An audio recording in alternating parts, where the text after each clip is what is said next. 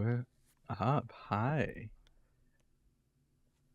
Hello, everyone, and welcome to another thrilling episode of the Mythic Initiative. My name is Chris, and I will be your keeper for these preceding evenings. With that, we have a wonderful show for you, but with that, let's introduce some of our lovely cast members here, starting off with the lovely Vin. Vin, please introduce yourself. Hi. Oh my gosh, hi. A little unexpected. I'm Vin, he, they, I've been Vox, VA on Twitter. Goodness gracious.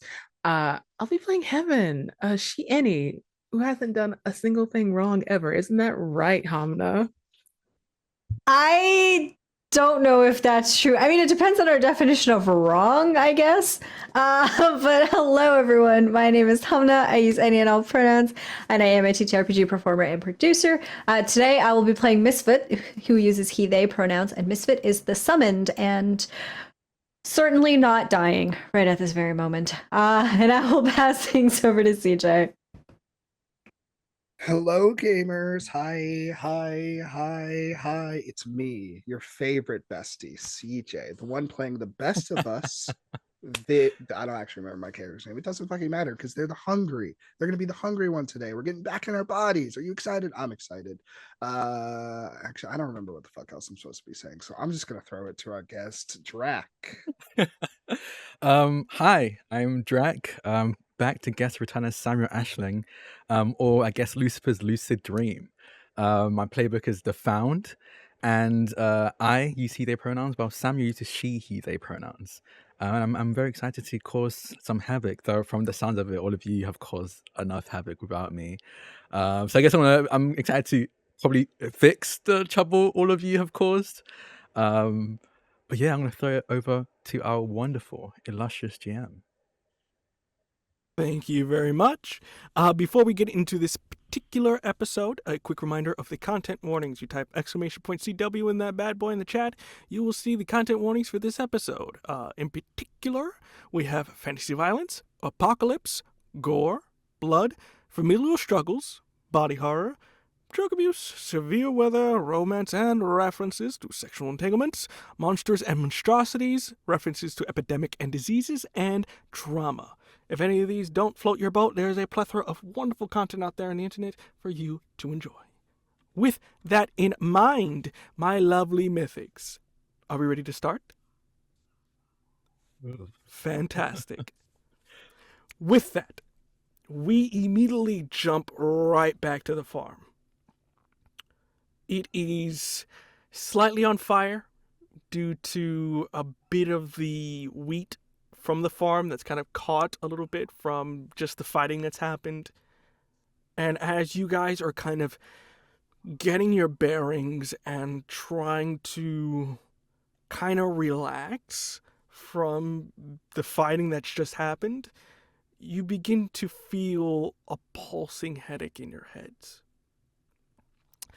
You before were all in each other's different bodies, but it seems to be reversing now, even though the cure that you have in your hands that you haven't been able to put in yourselves, you haven't used it yet, so this is a bit strange. But nevertheless, you all begin to feel the piercing headache, and almost in a sense of like ascension of vibrating, or the sensation, you all begin to go back into your proper bodies, which for most of you is fine, except for one, in which it's not. In particular, Misfoot, your body was being used by Heaven, and sadly, they were a little too loose, a little free care with their body, and as you sort of return back, you feel the gaping hole in your chest as blood is spilling out, and your heart is kind of still attached, but kind of next to you on the floor, as you are just bleeding out ever so slowly with a hole in your chest. In this instance, what are you doing as you are kind of dying in a sense? Misfit is on the ground, bleeding out. I guess heart hanging on by the veins, and he scrambles to this half of a heart that is remaining, the other half having been given to Eden, and quickly tries to, I think, like put it back into their chest. They don't know what else to do, so they pick it up, try to like stuff it back into the wound. It's incredibly painful, and they scream out as they do that. But they're just trying to fix everything. Yeah, it's like I can put it back in. And you're just kind of like trying to make space. It's like a reverse. Forget the name of the game, but surgery. Operation. Operates a reverse operation as you're just trying to put it back and trying to use your magic to heal it back. As that is happening, my other two mythics, you are back in your bodies.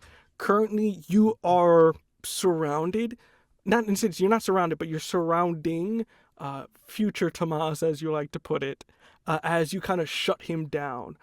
He's not able to be any kind of physical threat, but you can still see that he's still operational, or he's still, coherent, because he just can't. He's not a threat, but he's still there, You do hear Misfoot screaming, and it is raining. So what are you two doing as you are kind of getting back to your consciousness, and you see Tomas is still shut down, knees kind of on the ground, just staring at you as much as he can with what little motions in his face that he has. Can I possibly use power through darkness to like temporarily stitch up Misfoot? Because that is my fault. Please do. Run over to, so you're going straight to Misfoot in that instance? What about you, Vic? What are you doing? I think Vic it's raining, so I think Vic was walking over to Tomas because if I remember correctly, Eden was fighting Tomas in Vic's body. So Vic is actually Vic's body was the person that basically like put Tomas down, and I think Vic like came back and was like, "Oh, cool, something to beat on," and then hears Misfit screaming, and then turns over there and maybe sees Heaven going over. With that, as they're going over, and you can roll for me, Heaven, you do notice that Tomas is kind of laughing to themselves, very painful, like as they're kind of like coughing blood as they are laughing to themselves. With that, Heaven, what did you get? It's a 7. Oh, no. A 7. You guys have a bond with each other? You want to spend that, bestie? Yeah. Let me do that. Yeah. It's not like it's going anywhere. Yeah. Get an 8. All right. Let me know. So you're gonna do an 8 then? Mm-hmm. In that case, fantastic. So you're probably through darkness. I think just for what you're doing here, you are healing them up. So it is a very delicate process because, again, not necessarily human. So you have to kind of be careful because if you do it too much, you don't know if you can overgrow, and they may grow a third arm in the middle of their hot chest, which could be very problematic. So you're like, I have to be very careful with this as you begin to put everything back. As you do, though, you begin to hear something rustle in the nearby wheat fields. As you can see, something is moving at an incredibly fast pace, as you just see multiple as it is moving through the field. There is something, and a lot of it, that is moving back and forth very strategically. Gosh, I think they're gonna like try to finish stitching Misfoot back up. Vic has it. She's capable. She's strong. She knows what she's doing. Yeah, she's about to murder him. And what? No, I'm kidding. Fantastic. How you doing that, Misfit? You begin to get almost like a spidey sense a little bit. You get a little bit of a tingling in the back of your head as you can feel whatever is out in that field is demonic in nature. As you can sense sort of its origin from it is from your father's domain. So whatever is out there is, it's not an accident. Whatever's here is here for you all. Fuck. Thanks, Heaven. There's whatever is out there is. I know. I'm just trying to finish you first. If you can just stay a little still. No, it's someone from my father's realm. Okay. Fuck. I think that's when they stand up, at least like skin kind of spills on top of the wound. Okay, and then they like offer their hand to Misfit to help them up. Misfit will take it. Fantastic. You take it up. Vic, are you going to do anything before I, with Tomas, before I move on here? Or are you just going to prepare for whatever's in this wheat field that's kind of circling around? Yeah, I mean, oh god, I mean, fuck it. I guess I'll eat. I don't even think I have a move. Yeah, I guess I'll just eat it. Fantastic. You begin to. How are you just eating him, or just soul sucking? I think I want all of him gone. I think Vic wants all of him gone. So thinking back on what Eden did with her body, she's gonna be like, okay, like let's get creative, and it's gonna like open up her arm, like bisect her arm into a big mouth and just big swallow. He's not able to make any kind of last words as you just hear. It's just almost like crushing a human being inside this like oppressor. You do notice young past Tomas is watching this in horror as he is looking out the window of like, oh, maybe they need just watching you do this horrifying act, which scarred him properly. But as you are eating, enjoying your meal, you notice something come charging out of the field at a fast pace as it slides, and it manages to immediately knock out Eden, as Eden was kind of just like enjoying it, like, all right, and immediately you see something come barreling, hit him square in the jaw, so much that sand comes off of their face as they get on the floor. What you see before you is almost like werewolf-ish in nature, as it's sort of like that sort of wolf-like on its hind legs, as it sort of skirts on the dirt, kind of breaking itself. But you can see is mangled flesh with its jaw kind of like hanging loose, only connected by a few tendons, and glowing eyes as its tongue kind of wags around. As you see, it begins to pick up Eden and is going to proceed to bolt out of here, unless you do anything. Eden! I think Vic, like, finishing her meal, like, immediately, it's still raining, which makes this very hard, just screams, Eden, so that everyone kind of knows what's going on. Yeah, I'm gonna do it. I'm gonna do it to him. Okay, unleash the dark for me, please, as my other two mythics here, in to hear this. As soon as they hear Vic say Eden, like wings are deployed and zooming in that direction. Yeah, Misfit also immediately like turns and as quickly as he can, given that he is very injured, will follow behind Heaven. Wow. What did you get? I don't think I've rolled high. I don't think I've forgotten this in a long while. I got a 12. A 12? That's overkill. Your control falters. You got a little too far.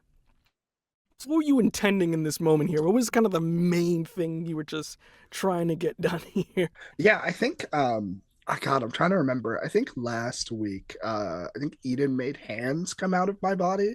Like I think hands. So I think like it's like okay, like I just opened up my hand into a big mouth. Let's like reverse it. Hand to mouths, and like extends her arm really far to try and grab Eden.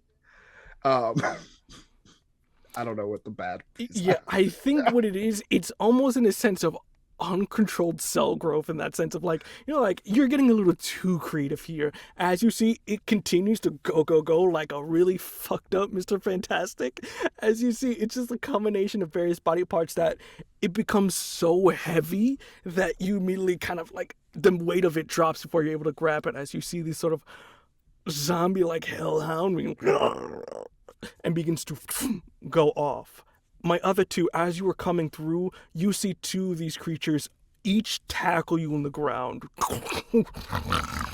As you see, coming through the bushes is a multitude of these sort of fucked up looking hellhounds. As you see, one of them is over you, drooling, Misfit. As you see, it grabs its jaw and tries to talk with it of, Prince, it has been too long. Do I recognize this dog at all? Like, Give me 2d6s real quick. sure, why not? 9. 9. You do know this is one of your father's, you like to call them pets, but they're kind of like, maybe like special operations for your father's kingdom. They're known as speed demons due to their just pure speed that they're able to do. They're able to go in and out of places right quick. And very loyal to your father, and usually only get orders from him. As you see, I'm surprised you do not remember me. Oh, don't worry. I remember you. And I think Misfoot, like having been tackled by this speed demon, tries to reverse the position. So tries to like knock this demon onto its back so that he can be on top of it instead. I think, yeah, especially with the role you have, you don't have to necessarily, you just kind of turn over as you see, as you What are you now doing have here? him. What do you think? We need your pretty little boyfriend. You are not touching a hair on Eden's head. Look again. As you see, he kind of points in the direction. As you see, in that instance, Eden on the back of one of these hellhounds immediately dissipates into the wheat field. And I think Misfit like gets up immediately, having like seen that, and tries to like run towards that direction. Heaven, Vic! They have Eden. Vic, who is like a fire hose, retracting her arm back into her body. Yeah, no fucking shit. All right. Why did you take? And I think Mick walks over to the dog that Misfit's pinning. All right, pup. Why'd you take Eden? We not at leisure to describe the powers that be. We just simply needed a power source. As you see, coming out of the field seems to be, at first you're dealing with maybe 3, and you see all of them walking on their sort of legs, almost now wolf-like, about maybe 20 coming out of this thing. As you see, they're all sort of, as they begin to be formed like a killing circle around you. Tactics. Yes. Could I possibly use like my combination fear manipulation and weapon of sound to like power screech this one off of me? Sure. Unleash the dark for me, please. Just like the opera singers in a champagne glass. Yeah, splatter that shit. Okay, one of the another 7. I'm switching out dice. Fuck this.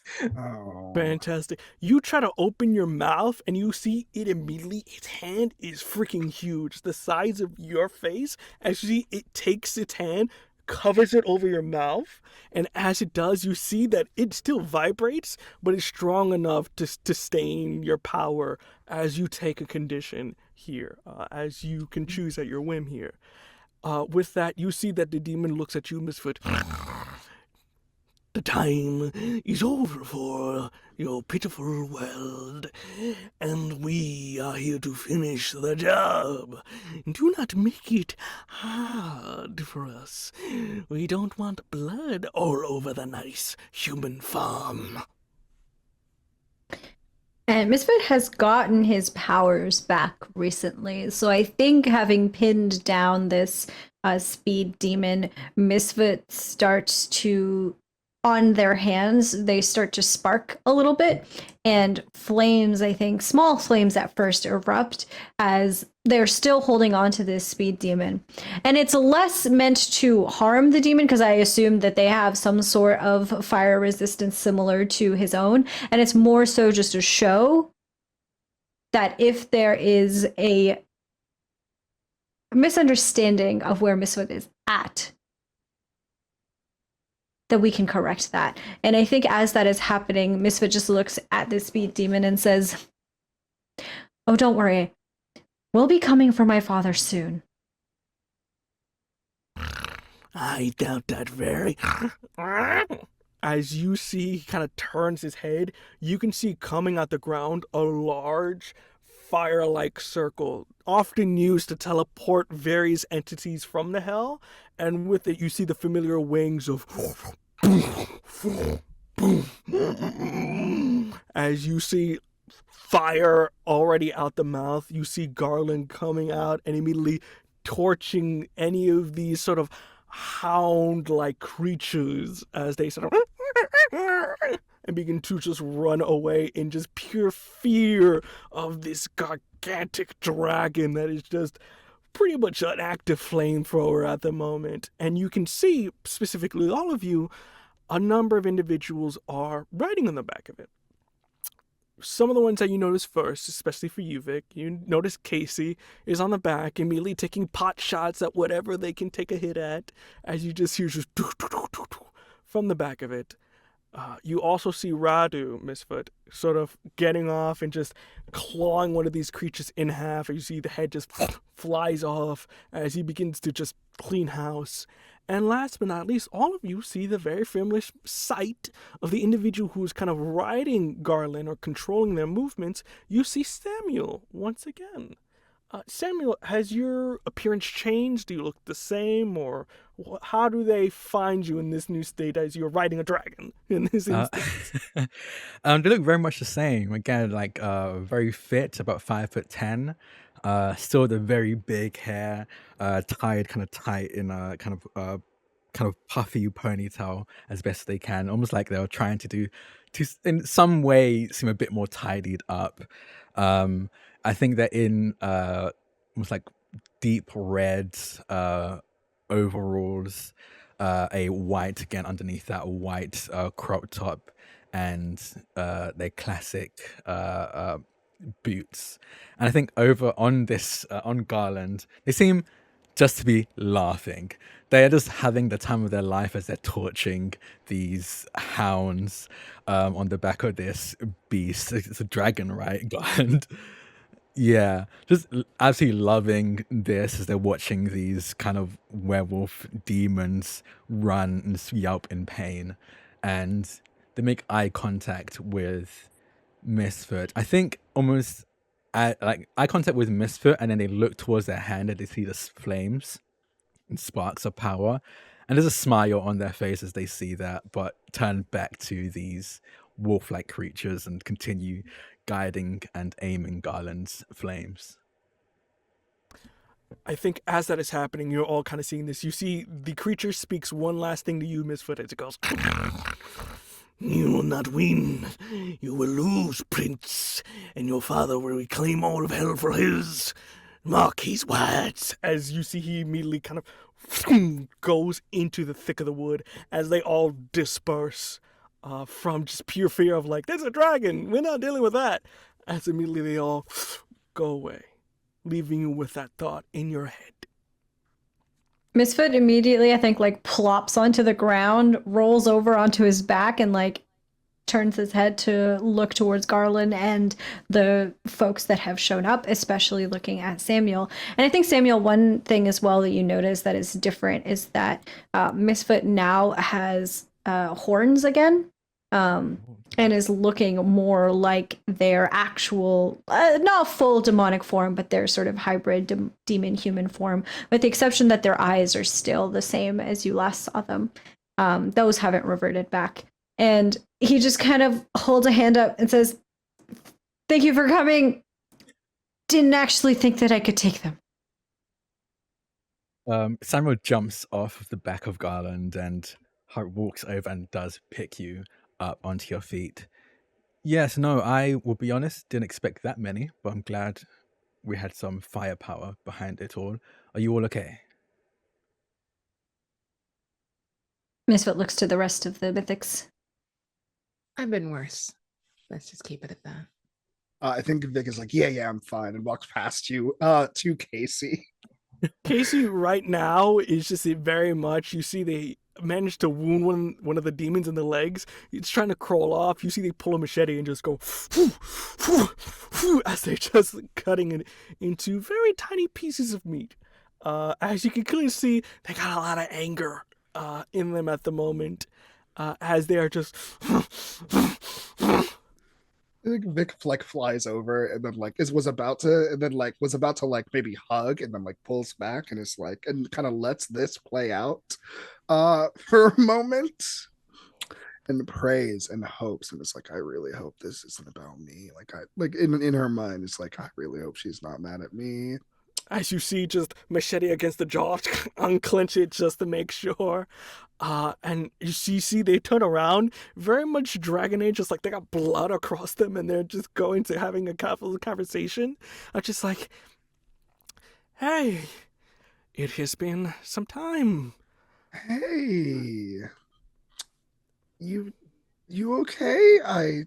Yeah, just a lot of stress. You see the sort of demon tries to get their arm up, and you see she pulls out pistol, begins to just doosh, doosh, doosh, doosh, doosh, just to make sure it's dead. Yeah, just a lot of stress, you know?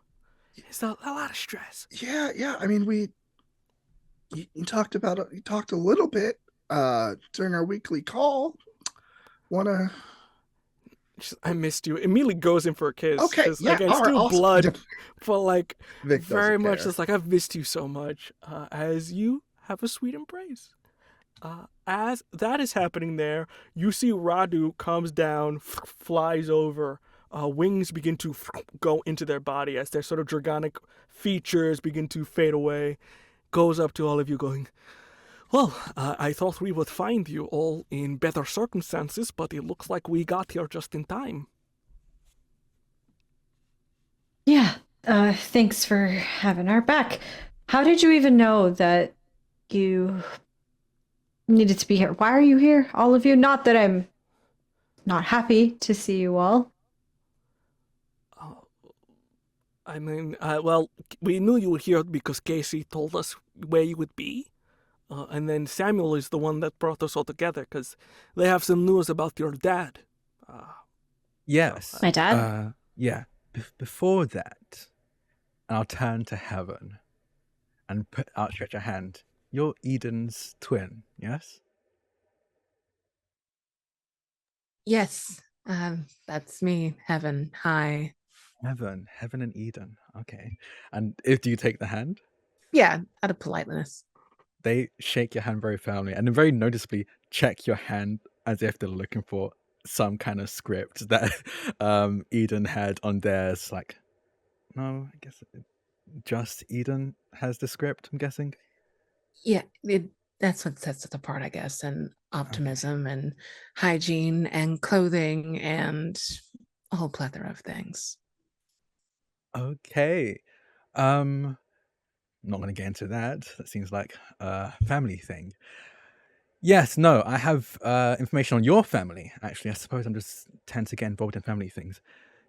Iblis is apparently, but to be honest, from the look of things, probably not, surrendering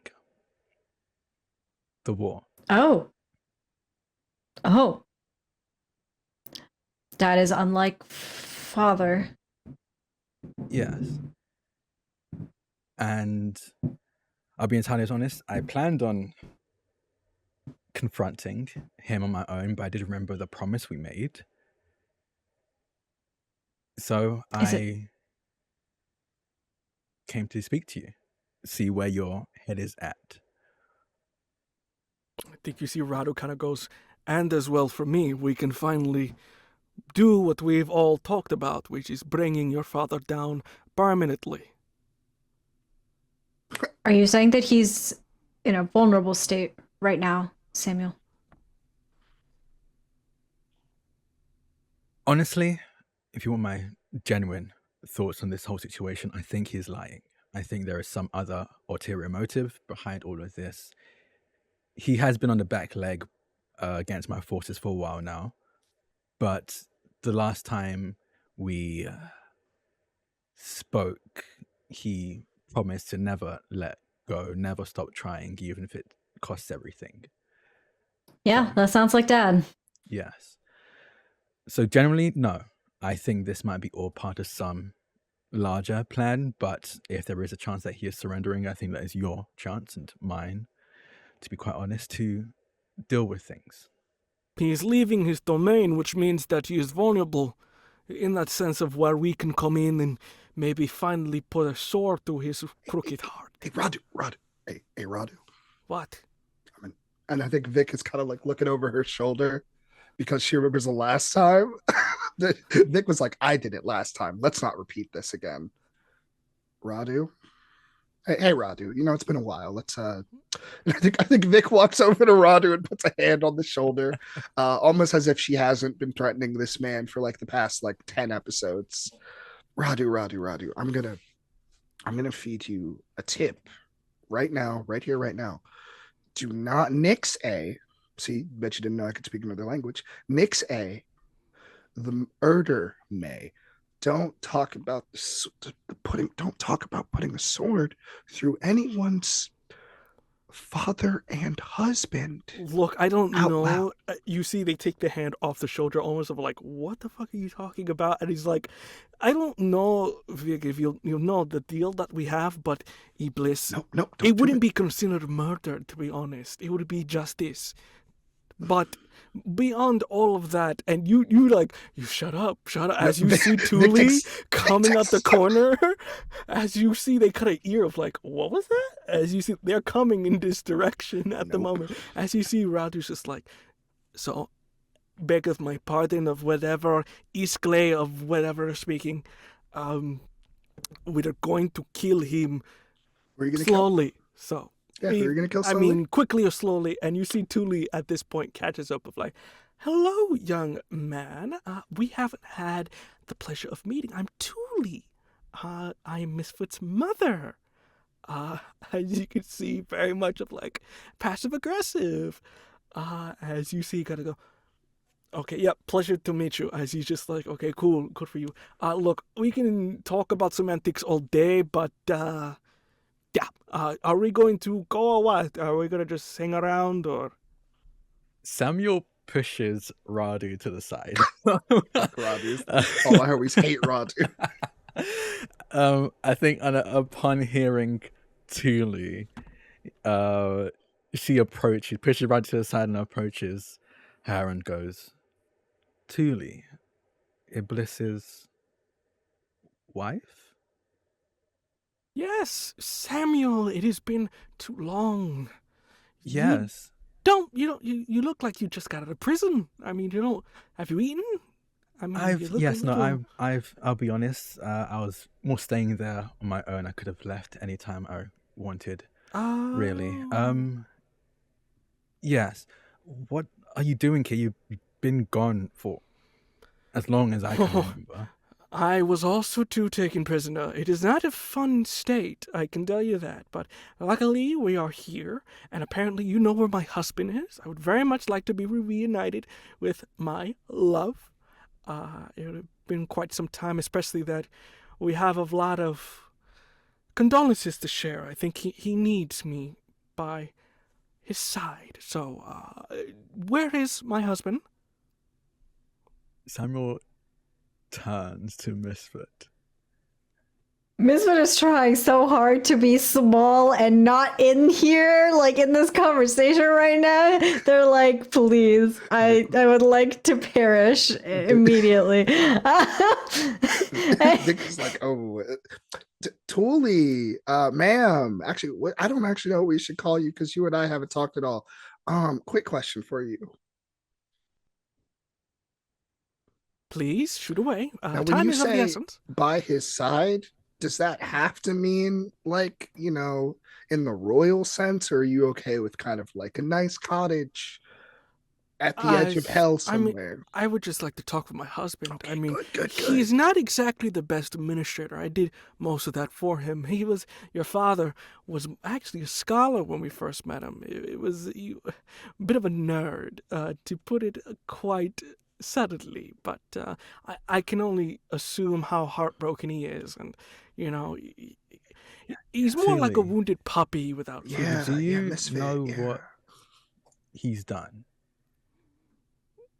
I'm sure he's done some clerical errors with hell. He's never been the Tilly, best he's again. waging war on most of hell, and to be quite frank, that's the norm, but with me as well.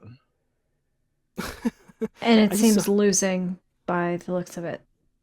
Well, I would assume so. Your father is no general, but he doesn't declare war. He actually despises war. He hates it quite much. He doesn't find any purpose in it. I mean, he doesn't even care for the mortal plane, let alone he never really wanted the throne to begin with. But Are we talking about the same person? No, I'm that's what assuming we so, are. unless. I mean, Hey. yeah, I would believe so. He hey, Miss Tooley, ma'am, mom. Yes. No. No, Okay, not yeah, I didn't think so either. That one didn't feel right That coming was out of my strange. mouth. Yeah. kind You know of what? I like auntie. that actually. That's not Auntie? bad. Auntie. Yes, auntie. Yeah, thank you. You know, great communication.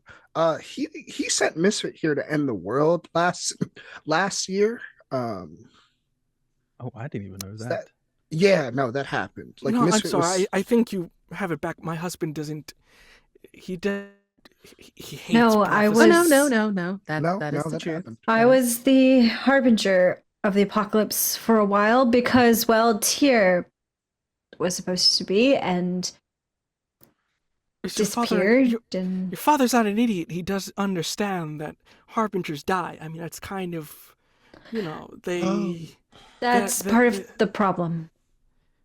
So you're telling me, just to clarify real quick, as you see this bit of anxiety, your father willingly sent not one, but two of his children to their deaths, knowing full well they would die for something he's never cared about, really. I'm finding it a little hard. Weren't we gonna get killed by? And I think if Vic's like doing the math, wouldn't that also have meant you were sent to stop us? But me? I mean, I wasn't. Like when you were brainwashed, angel things. Well, that wasn't me. That was Jax. I mean, but I thought it was for somebody else. I thought it was, again, maybe Lucifer. They're always causing messes. No, about. it was Dad. That was all him. I was supposed to bring about the apocalypse, and then, well, things got complicated because Tyr came back, and then, well, then Tyr died, and he blames me, right? There was a very clear look of denial as it does the very motherly thing of just like, child, I think you just got it mixed up. I'm gonna go. Let's go find your father, and we'll get this all squared away, and then we can all mourn properly over the loss of your brother. And plus, you have your other brother that I'm very excited to be, and the three of us could be a family again. I don't want him to come back. He's your Like Misfit's father. looking over at Zalimur at that. I don't want him to come back.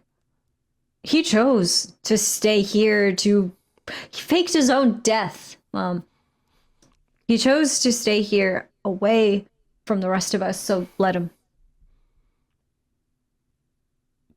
Look, I don't know how old you are, but I never was there to teach you about, brothers, having siblings. They're a pain in the ass, but in the end, they always come through for you in your hardest of times, especially if, God forbid, me or your father would to ever, die, and kind of we did. You had each other's backs for quite a long time, and your brother has their hands up by while they're waiting to say something. Just be like, yes, but I will say that I've had to kill many of my siblings myself, and they've tried to kill me. So Sam is a very different.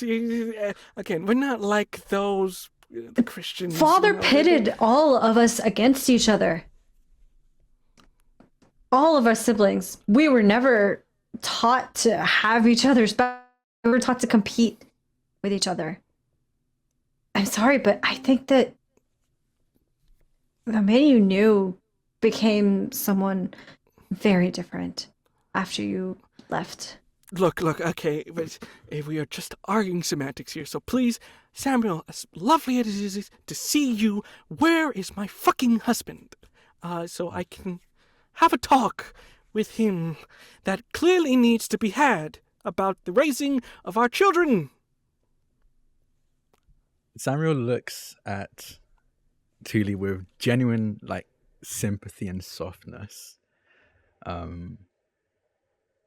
This was a person that would visit Lucifer's sleeping body, keep him company, keep him updated, be a friend to this being that's lost their home for countless numbers of years.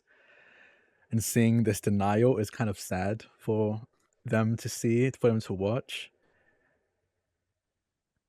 Thule, I cared for Iblis. He was one of my closest friends, and you know that. So you need to know that I mean it when I say, if one of these people don't kill Iblis, I will. You don't see this, but for you, Misfit, you see your mom's hand begin to glow with cosmic energy. As you can see of like, it's very much, nothing is being said, but Samuel and pretty much all of you can read of, what did you just say? Kind of, it's like, are you threatening my family? As you see just the cosmic hand, a very powerful energy, as they kind of go, Samuel, where is my husband? Misfit, I think, gets in between the two of them at that and just kind of like very softly like holds their hands up. Please. A lot has happened since you've been gone. And I think we just all need some time to catch up to speed, okay? That's great. We can do it where my husband is, okay? So just state, location, avenue, street, whatever these people use nowadays for location. Where is he? MapQuest. Yeah. Isn't he just in hell? Can we? No. He's going to be in Las Vegas. I'm sorry, is he going on vacation? No, I don't think so. From what I understand, it's going to be where they sign or agree on this surrender. I thought he wasn't surrendering. He's saying he is. I don't believe it, but that's what's being spread and he around needs him. a battery power. Oh, he's gonna blow he's gonna do a big magic bang. This is a trap. With Eden's power, it's very possible. Yeah. I mean, I'd probably do it if it was any of us. Eden's the best, like, boom. Okay, so Misfit will turn to Thule. Okay, so we'll go to Las Vegas and we'll figure out our next steps then, okay? Just don't rush into anything, okay, Mom? I know that you miss Dad and everything, but there is a lot that I don't think you're ready for just yet. Misfit, sweetie, I have lived through multiple millennia, all right? I've seen the dawn of time. I have fought in multiple sieges, which have their own cascade of haunting realities. I think I can handle this. And you see they kind of go to the side. Xanabar, we're leaving. Don't make him come. Come on. He's coming, because he is my son, Come and on, my children Auntie. will be together. Because that is what family does. Come on. No, then the Family rest of them does. are gonna come. No.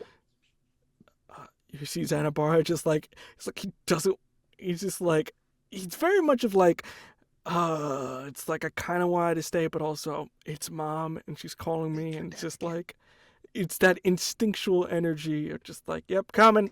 As you see, he kind of proceeds to walk alongside her, giving you a glance back of Mr. just like, what are you gonna do? As he's kind of with your mom at the moment. You do see Radu is looking at all this happening and very much just like trying to make sure it's like, I hope we're all on the same page, as he kind of follows suit right behind Thule. And in that instance here, Is there any last thing we want to do before we leave the farm? I'll take Misfit's hand and kind of lead them a bit further back from the rest of the group, or more specifically, Thule, I think, so they don't overhear. But as they walk, they crouch down a little bit to meet Misfit at their level, and just say, there's a bit more to what's happening in Las Vegas. While What the else? rumor of this surrendering has spread, the Lords of Iblis aren't very happy about it. So I know that there are going to be a secret meeting debating and most likely going against this apparent surrender. So more than just one target in Las Vegas at the very least. Perfect. And they're going to be there too? I don't know for sure. I can only assume. I've Okay. been only recently redreamed, so Well, I'm happy to have you here. I'm happy to help. I didn't expect this big of a family reunion for you. Me neither, to be honest. It's been a lot, to say the least. But if my father is politically vulnerable right now, then I think it is a good time to strike. And maybe for you to get the vengeance you've been looking for. We'll see. And he looks up at Thule as he says that. Yeah.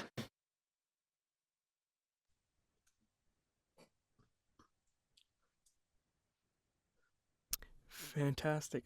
For my other two mythics, anything else? Casey is coming along with you. Excellent. Vic, unless Tasty. you say anything else. No, I think Vic wraps an arm and maybe puts a hand in Casey's hand, and then kind of puts a hand up to pause, and then turns around and opening as many mouths as possible to say this, echoing a scream even, says towards the house, "Bye, Del. Bye, Kel. Bye, Aries. Sorry about the farm. Hope to never see you again because that's clearly what you fucking want." And then leaves. As you're doing that, you see they're kind of waving. You do see Casey kind of just very cutely fingering the chin. It's like, I always wanted to go to Vegas. Maybe we'll get lucky. As they kind of take you by the arm. It's nice to have your partner back again.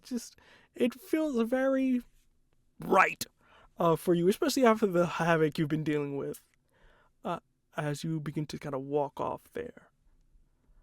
With that, last but not least, Heaven, you do hear by Kel, and you do see Kel is slowly getting back up as he's kind of sitting in the porch, legs spread out, and just, it's just ice pack over his face where he got not, decked would be a very less of a word to describe the sort of headbutt reverb and then on the floor of what you did to him, as he's still slightly scared, but at the point of like, if you're gonna fucking kill me, just do it, as you see he's looking at you at the moment. Chris, you can't do this to me. I'm a bad person. I think just to get one out, it's a very slow and cautious gait. It is death itself. As they just stand in front of him, just give their cheek a nice little pat. And from the cheek to the neck to shoulder, and their hand right above their chest. And finish what they started. Clutch all the meat and cartilage and bone in that organ that shouldn't have been there in the first place if he was loyal. And then shake it off. So, for my clarification here, killing him? Yes. Fancy. As you do that, you see that most of them want to react. but you see they are stopped specifically by Aries, who is very much understands what you're going through, but also in the sense of you made enemies in this house today. And it will come back to bite you in the ass if you live to see the day. As you begin to leave, unbeknownst to everyone else here, the Mythics, in their usual fashion, have made another enemy today, as a house has lost a loving member. With that, you all consequences. With that, you all begin to right quickly change scenes here as you all fiery teleport a little bit across the country. You were in Oregon, so it's a little bit not too big of a time difference in terms of when you're teleporting. But by the time you do, it is still night. Specifically when you were at the farm was about maybe late afternoon. As you teleport on there, you guys find yourself almost on like the sand dunes outside of Vegas, and you can see of like, okay, where's the city? And as you kind of look in a corner, you can see the glimmering lights and shine of this wonderful city of sin. It is aptly named for that. As you guys go into the city, you kind of have to walk in. Garland is on standby because, again, a giant dragon flying in a mortal city, it's not gonna work out great. But you all managed to get into Vegas itself. Luckily for you, Samuel, you know exactly where our individuals are staying, as they're staying at the very famed Stardust Casino for a number of reasons that you'll find out soon enough. With that, you enter into the city itself, the shimmering lights of stay here, welcome, class acts, tourist galore, and you can see, especially for my two demons here, it is very palpable, like a miasma of demonic energy that is just whiffs in your nose. Maybe you, Vic, get this hint, but it's more of an aroma rather than it feeling heavy. It only feels like, oh, there's just one here. But for other demons here, you can smell it is a culmination of various entities from not only Lucifer and Iblis' hells, but the other amount of hells as well for the different other religions out there that have their own depictions of what exactly is the bad place. You take a moment and you find yourself outside one of the tallest buildings here. It looks like to be a tall casino that kind of arcs around a glorious fountain that spits out in sort of that show-like lights, as it says Stardust Casino, as it's almost like a little diamond star on it, as you see flashing lights, and you can see various limos and sort of celebrities and famous movie stars and athletes and influential people, senators, all coming in. And as you enter, you are just flooded, especially for my individuals that have a little bit better hearing than that. It is almost ear-shattering, the sounds of talking and drinking, laughter, but most importantly, the clinking and noises of various machines going off as people are losing, winning, breaking even, having to deal with their spouse, finding out we bet a lot of the money here, so let's hope for the best. As it is a combination of greed that is here, that you can feel is very palpable. And especially for my demon individuals, there is not a lot of hiding for your demons here, as humans have currency of paper and materials that they use. But for demons, they have souls. You can see on various tables there are demons smoking, not necessarily hiding their form, but unbeknownst to the human eye, as they are betting on souls, various souls, whether it be good, bad, or in between. It is being used on blackjack, casino machine, sort of machines there, as there is dealing and winning, and just an aura of just good old fun. Hell is a boring slob. This place is where you put up your feet, kick back, and relax. With that, you head to the reception. That is manned by a lovely individual that none of you can see at the moment, except for, again, my two demons. As you see, they look like a normal human on the outside, but to you two, you can see a set of 6 eyes that are yellow, glowing, with their red skin that sort of is almost like a very slenderish, long in nature, as their tail whips behind as you hear them kind of go, "Well, howdy there. How can I help you? And welcome to Stardust Casino. How can I help you today?" And I think, unbeknownst to everyone else as well, but to this demon in front of us and to Samuel as well, you can see that I think Misfit sort of unveils his own true demonic form beneath sort of the shimmer of this like semi-human form that he sort of takes on. And it is this immensely tall figure with like horns, multiple eyes and 4 arms, that is in various shades of pitch black, mixed with this like peach orange shade of fire that is flickering. And Misfit just smiles and says, we were looking to stay here, yes? And looking back at the rest of the group. Yes, we were. Think, without even having to say anything, your vistage is something of like royalness, especially in countries that are a little bit more smaller. They have your face on currency of soul coins, and your face is very much of like the regal of like, this is the, you're on like the maybe like mid-tier of coin, of soul coin that may be used. And you see, "Well, Your Highness, it is a pleasure to see you come in our prospective halls. Are you here to gamble away, leisure a bit? We do have room, and your siblings are already in. They're waiting for their room to be cleaned up, but they are here. So, do you have a reservation with them, or is it a separate occasion?"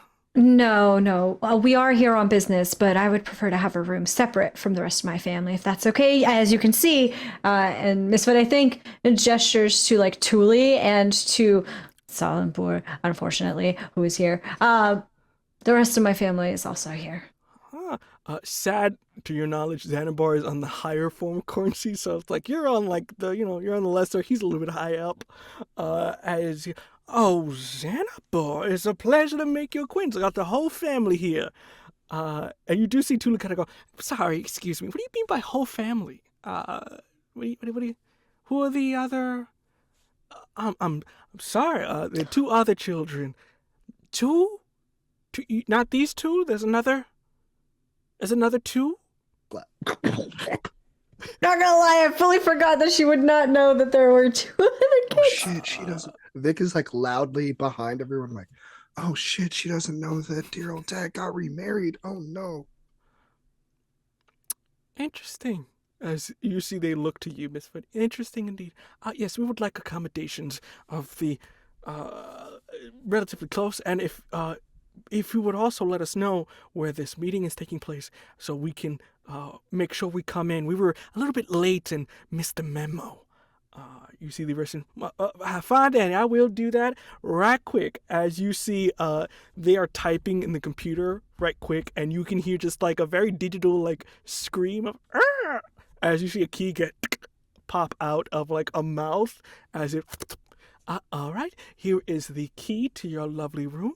I also will give you a call when the meeting room is all set up for you. So please enjoy your stay at the Stardust Casino, and please have these complimentary chips on us." As you see, they hand just a small amount of soul coins for you to gamble with for your leisure. This is pretty much the sense of like, if you cast this out, you get a number of souls. Like, it's like petty cash. But they kind of give it to a little bit more higher clientele. It's good business. As they sort of pass it to whoever wants to pick it up. I don't know. I have a quick question. Yes. Because this is me, Jack, making sure I'm reading the political situation right. How would they react to Lucifer, or at least essentially the aspect of Lucifer being here?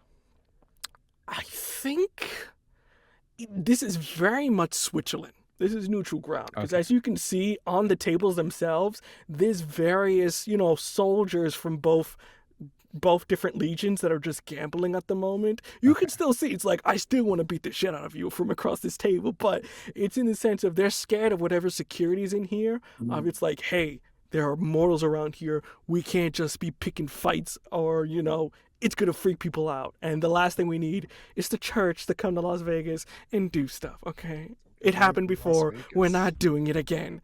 So it's very much keep it peaceful. Do something then. Okay.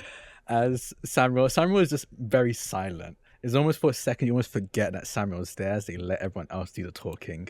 And as they see the small amount of soul coins they push over, I don't think they say a word. I'm gonna take a Mark 1 ruin and use heavy as the crown. As they just stand there, don't say anything. All of you feel a ripple of energy almost burst out, almost like emotion. You feel sudden despair wave rush all over all of you, emanating from Lucifer, from Samuel. And I think it washes over the rest of the casino as well, as you see all of Lucifer's soldiers almost on instinct stand up at attention.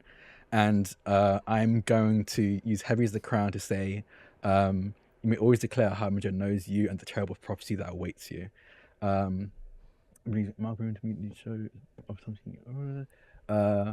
Mark 2 ruin, you force them to acknowledge your power and give way to you for now. They will offer something of great value as a means of appeasing you. As this just eminence resonates out of Samuel, they just say very calmly, very casually, I think we could do with a bit more soul coins to really have fun.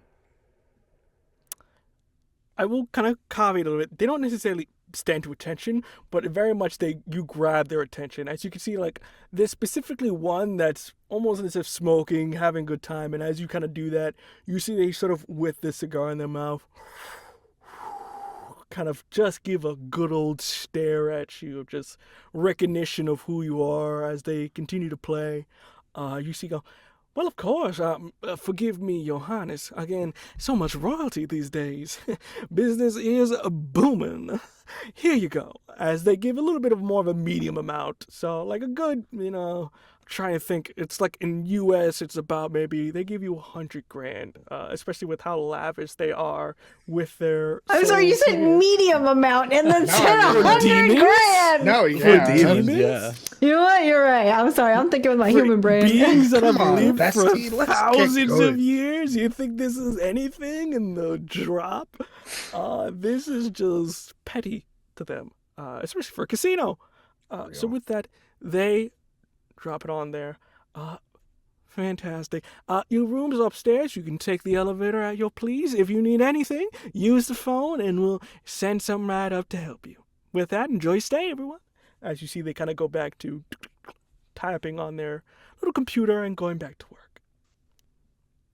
I think Misfit split up the coins between the four of us as we were sort of walking up towards the elevator.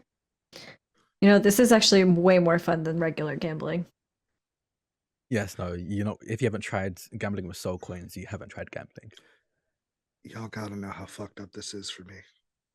Yeah, maybe we're not interested in gambling at all. You can hear from the coins jingle. Instead of like a jingle, you just hear,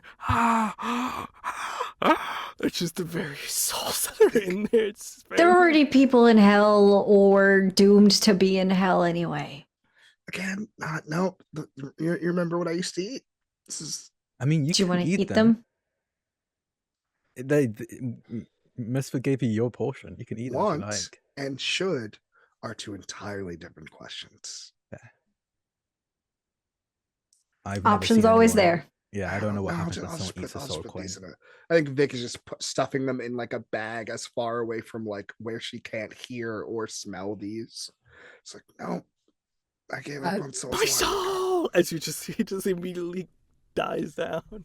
To make matters worse, not intentionally, but it happens anyway. Heaven is just jangling her portion of soul coins. Yeah, could you just stop that? Out for anyone. Death, doom, death, stop, doom. Stop jingling those. I'll take yours if you're not gambling with them. Thank you. It's cramped in here. You. Yes, I know. I'll just pocket them. So what now? What's up? What are we? And you guys can tell Vic is like kind of disoriented. A lot of like somewhere between hunger and overstimulation of the souls and just being in Vegas. Yeah.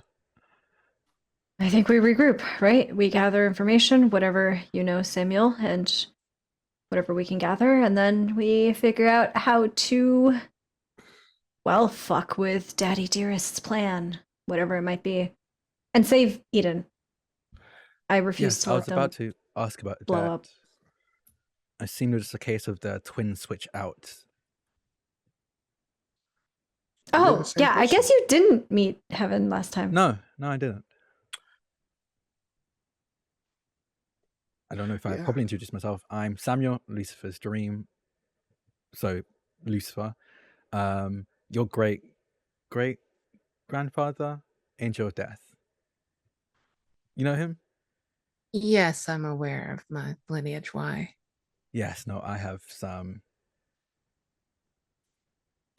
We were good friends. And then the Holy War happened. Man, y'all got a lot of baggage in this elevator. Oh, I'm over it. I told Misfit I wouldn't be murdering Eden, and that extends over to you, Heaven. Okay. Oh, well, thank you. I guess I wasn't expecting to be murdered in an elevator or anywhere. Oh, it wouldn't have happened in an elevator. No. Okay, well, I'm glad you're being creative. Where Intergenerational grudges and all, you know. where would it have happened? Just like curious. Wherever But you you feel the won't need most soul safe. coins. Let's think about that. What? You What? see, Rado's in here just like, oh my god, I'm back with these idiots. Just like, just very much in the elevator, just like, God, I hate this so much. Just, Mhm. When we do get back to the hotel room where we're all staying, I guess depending on like if there's a room big enough to house all of us, or if we have one of those like adjoining that are like two oh, you rooms got connected. the penthouse. You got the, we got royalty coming Oh, here. It's like, we like got okay. yeah, that's what they. I'm 100K. surprised they didn't give that to my dad. Well, that's a surprising thing. You gotta just do. Your dad's not here again, and I think it kind of coincides with secret meeting. I don't think they want your father to be here. So right at the moment, your father's not okay. here. Okay. I think when we get back to the hotel room, I think the first thing that Misfit is going to do is to, as we're like walking through, is to try and figure out like, okay, like where are all of the major players like housed right now? And like how much time do we basically have until the meeting to prepare? In terms of the meeting, you don't have to roll any of this because it's just again word of mouth, and especially if like, hey, it's like my liege, they immediately just tell you anything you need to know. But pretty much, they're all on the same floor. The reason why is because there is a meeting room within the hotel room, like hotels have. Here's a meeting space for all your corporate things. Same thing here. There is a meeting hall for all the individuals, and pretty much, it is the major lords. Names not really important because you can barely remember them on their own, but your siblings are here. Alwar and Dasim are here. And it seems like from what you're gathering, the other petty lords here are the ones that are like, what do you mean we're surrendering? And your siblings are doing the damage control of like, look, follow the plan. It's like, it's our father's will, so very much this is a damage control meeting, and it's very much a matter of these petty lords of like, we've had enough of this. If your father isn't going to square up, one of us is going to do it. So it's very much they're here to damage control, or in your eyes maybe they're looking for another option. So they may be shopping around, they may want to break up, whatever it is. Your siblings here to make sure everybody's on the same page. So is it confirmed that like Dasim and Awar are both like basically like on Iblis's side? Like they are not the ones trying to foment. You don't know from what you're getting. They're at the moment not like they're folding, but then again, why isn't Dad here? Does Dad know about it? It's all these questions that you don't have answers to because you're not there, but it's just like, it's very much Dad's not here, and yet they're talking for Dad, which Dad never does. So it's very much, this is going behind your father. Whether or not they're on his side still, you don't know. Okay. Any other questions before we get to the hotel room for my lovely folks here? No. Fantastic. With that, elevator opens up. Ding! You get to the lavish penthouse, one of the many here, as you have a wonderful overlook. It is complete glass looking over the entirety of the city as you see it shining lights and landmarks, and you can see playing in sort of as you walk in, the TV's on with just a special ad. This one's a little bit more oriented to demon lieges, as it's just like, welcome to Las Vegas. Are you here to get a liege of sin? Try one of our gambling houses with your many soul coins. Looking for another place to get away? It's just very much going through all the things demons here can do on top of the regular mortal stuff. But it's a very open 2-floor here, as you can walk about the cabin as you wish, as you are currently waiting for the call here. With that in mind, what are we doing before we cut to a lovely break here?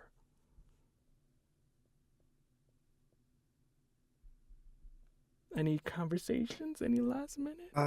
Yeah, I think when we finally get in here, I think Vic just gives a kiss to Casey, and says, "Hey, one moment. Go. So we're gonna talk about the murder in the room or what?" I think Vic is just looking at Heaven. What are you talking about? You see Rado just like, hey, look, we can't get into that. I have a lot on my sheet. So, I mean, is there a specific... Not you, Radu. Hey, no worries, Radu. You know, you just sit on the other side. Sincerely, you got nothing to do with this. Fantastic. Are you mad that Heaven killed Kel? I mean, he kind of had it coming. I'm sorry. You know what? That has nothing to do with me either. No. The other murder that Heaven did. Her godchild? Oh. And you have to remember, Misfit wasn't there for that. No, and I think Vic... at this point, like, still, like, nobody has told Misfit that this has 100%. happened.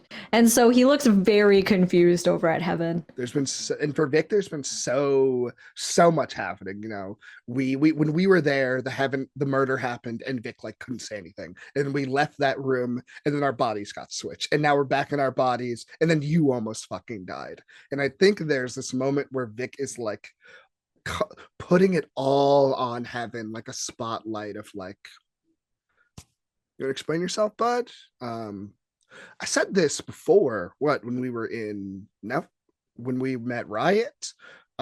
Let's make sure none of us fuck up what we're about to go do. Would you like to explain what's going on with you, Heaven? Look, what do you want me to say? I made a mistake. We all make mistakes. I'm not belittling the act or the crime I committed. But the future won't happen. Or I'm doing my best to prevent that future. Yeah, I mean, did the other god kid tell you how that future was like supposed to happen? Like, you know, I just keep hearing a lot of half things. And then then I turn around and Misfit has a hole in his chest. There's a lot going on, and I think we could all stand for, that doesn't even have to be unity, but like openness, something. You did almost get me killed, to be fair, Heaven. It's because I didn't fight back. Oh, okay. I'm noticing a not pattern, the selective murdering. Why didn't you fight back? You do see Rado kind of just like, no, you should tell them the truth, as he sort of... Fatima's very upset. You might as well tell them why you didn't let Fatima, you know. I'm just saying, in my expertise, lying doesn't get you anywhere. I wouldn't say that. Oh, well, I don't know. Okay, no, Radu has a Oh, point. yeah, The 'cause he two looks demons speaking so up like, little. I don't know about that. It's like, no, Radu has a point. You know, I wouldn't call it lying per se, just perceptive truths. And since we're all crucifying me here, they weren't my godchildren. Okay. They were my actual children.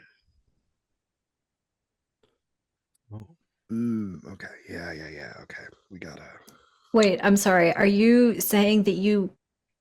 Hold on. Are we saying that you killed My your son. own? I did. The funny What the shit is fuck? Eden got the killed other one. Yeah, Vic was, and Eden got the It's other like, one. What? Why?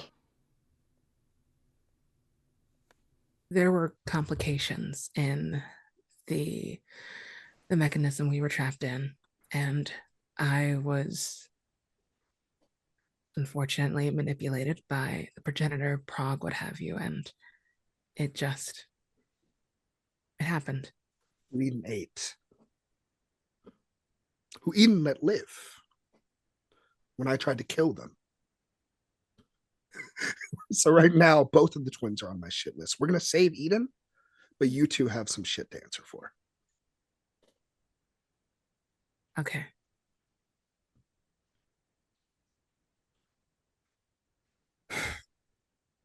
Cool. All right. Any other questions? Damnation. I'm an open book, apparently. You never were to start with, so don't act like you are now. But no, I have nothing else. Okay. And Miss Tooley, Auntie, I am sorry for what I said like earlier last night. We got a lot of stuff going on in this group, and I don't hate Naomi, but a lot of people other It's than me have complicated. other feelings. Yeah. Complicated believe with me, I've Naomi. had my fair share of adventuring in my days. Believe it or not, the initiative was a co-venture. It was more of a paper kind of, we wrote together. It was an idea. I never really got to see it through, but You never will. Actually, good moment. Mostly me, actually all of us, but I did a lot of I took a lot of anger out on them. The initiative is gone. We killed it. well, that's not true. You're still here. No. We like The building's burned down and nobody's a part of it. The organization doesn't It's exist fine. anymore. You don't have to be on paper. You're still together. That was the prospect of it. It was a matter of getting a group of individuals together. And then we originally weren't an organization. We were a society, and it was it was needed. There is always a need for people like us, and you are this generation's need. Though it is troublesome in terms of who we are dealing with. You see, the tech that good old future Tomas had should not exist. Question: your current condition. You care to explain how you got it? We never necessarily. I mean, you seem to be in a different state. Exactly who gave this to you? I think Nick turns to Radu actually.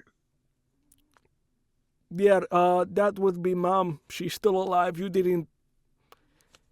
Oh, that's bad. That's bad. As you see, she begins to go over with paper and begins to just kind of draw out calculations of like, yeah, I have to do a little bit of calculations on the side. If Mom is alive, they are currently probably in their active program form, which means they're trying to enact the initial programming they were given by my father, my actual father, which is A troublesome. lot of family things going on. Hey, what's that? Okay, glad I opened this up. What's that mean? Well, see, me and the sisters, and Sam, you know about this, we talked about this all the time. Yes. Yeah, me and my sisters are from another planet, and you see they kind Yeah. of draw real quick. Zaris. It is approximately 1,206 light years away, and with it only we traveled the long way, but Earth was meant to be a platform in a sense. It's meant to be a building ground. Back in the day, it was just dinosaurs and, creatures, but now there's humans. So that was a revelation. Weren't there humans when there were dinosaurs? No, that is a falsehood, my child. That's, No? no. There were demons and there were angels, and it was a very weird time for everyone. But there was no humans. There was no bipedals in that sense. But the main thing is, Earth wasn't supposed to be inhabited by any kind of higher life forms.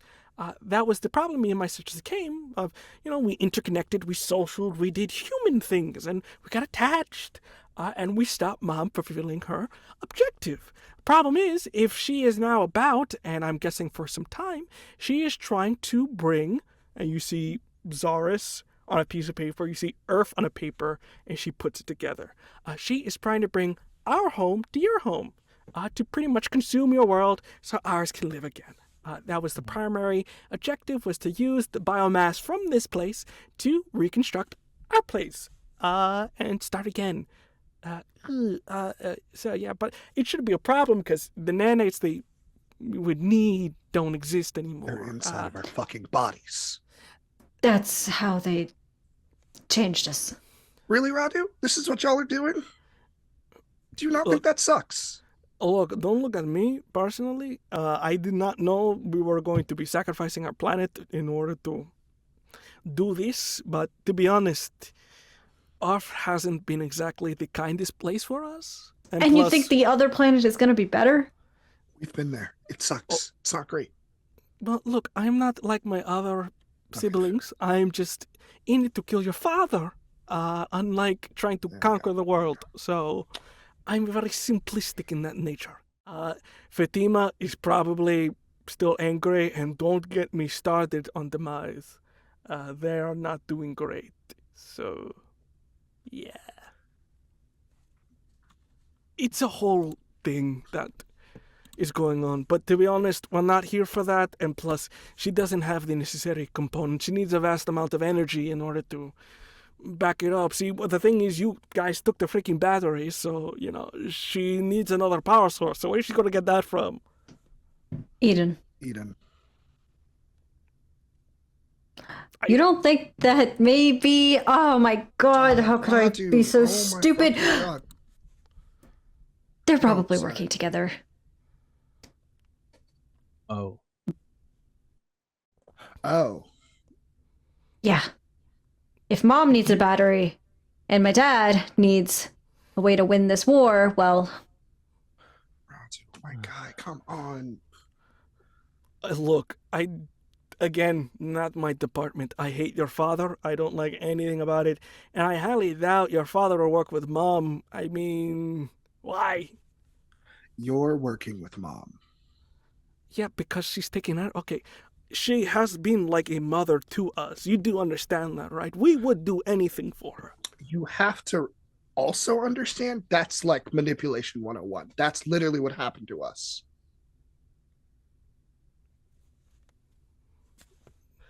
I mean, Naomi was a little bit like more well-intentioned, but like that doesn't make it better. Look, it is what it is. There's not much we can do here, all right? So how about we all just rest up? We don't play the blame game, really, and we just prepare to kill your father, and we can stop all of it. It's simple. It all points down to kill your father, and everything will be okay. I see how you got manipulated. We'll need to split up, I think. If Eden is being captured and used as a battery for whatever the fuck, some of us will need to go look for Eden and save them, and the rest of us can go deal with my father. I think that's a fantastic plan. I'm gonna use the bathroom real quick, and then we can move on with the plan. Does that sound okay in everyone's book? Wonderful, fantastic, Yeah, I please. Great. As you see, he kind of walks off to the side. Thule is very much doing the calculations, but also of like, you could see in their head, they're like, if he does die, it does solve everything. And just like, but there's got to be another solution to that. There has to be another. Thule. No, get on the divorce train. I think Vic just kind of looks at the Misfit and it's like, that's your backup? That's your backup boyfriend? I hate that I- guy. Oh, We don't- backup boyfriend. I saw the way Bud, you were looking at him the same way you used to look at Eden. Okay, I That's your didn't backup? know. I didn't know that he was trying to consume this planet for a different one. I mean, he wasn't. He didn't he's- even know that he he's- was doing That's that. what I'm saying. He's like dumb as rocks. Yep, seen him. Yeah, sure, he's a You got it. You need better taste. I stand by that. Coming from the person who slept with Eden. Oh. It was, Samuel just Sam I'm just stuck. very vocally being an audience right it now. was like it's a different thing. It's a monster. No, thing. no. I think that's wonderful to hear. Above table, is this the first time Heaven is hearing that this happened? I think this is the Yes. first time everyone is hearing that this has happened, except for you. you see even Casey's like, oh come on. Like No, just it was like come Okay, on. look, I'm not it was upset, I'm it was after- disappointed. It was after you two broke up, and Eden came to my room to be like, "Oh, I want to have sex." You slept with that wet rat? No offense. No, I see- said see no. coming No, to no, the- no, no, please. How please. was it, This- Vic? It was like a. Mhm. I don't think people No, actually. I wanna don't keep- want to No, hear I- this. I would don't love wanna to hear you see, Ask me out of later, 10. Samuel. We'll Out of 10? Yeah, 1 to 10. Well, how do you rate you it? see Casey go to, that better be a low fucking number. Vic like Better Vic be a like low pulls out a number. piece of paper, writes something down, folds it up, and hands it to Samuel, and goes to her room. I will open it up. What do I see? Oh my god! I think you see like a couple question marks, and then like somewhere in there, it's like greater than 6, but you can't like. It literally says greater than 6, and then a bunch of question marks. You suck so bad. I will fold it up. Like, I'll make sure that Katie doesn't see it and just go, ooh, and fold it up and put it in my pocket as well. And just make eye contact with Casey and then not say anything and turn away and look at Misfit. Do I want to know? I don't know. I mean, I'm curious what you would think. Have you? You and Eden? I think you've had monster sex. I think I'm going to exit this room entirely. You don't want to And know about as- your twin No, siblings' I sex do life? not. No? I Okay. really do not. And as they leave, they put a very gentle, angelic hand on Casey's shoulder and just says, "Welcome to the club," and leaves. Think as you all depart, unless there's anything else we want to say, we leave this scene as a phone rings and you get confirmation of where this meeting is taking place. And that is where we're going to quick break, everyone. So please go get some water, use el baño, and we'll be right back with the second half of the Mythic Initiative. Until then, we'll see you right back.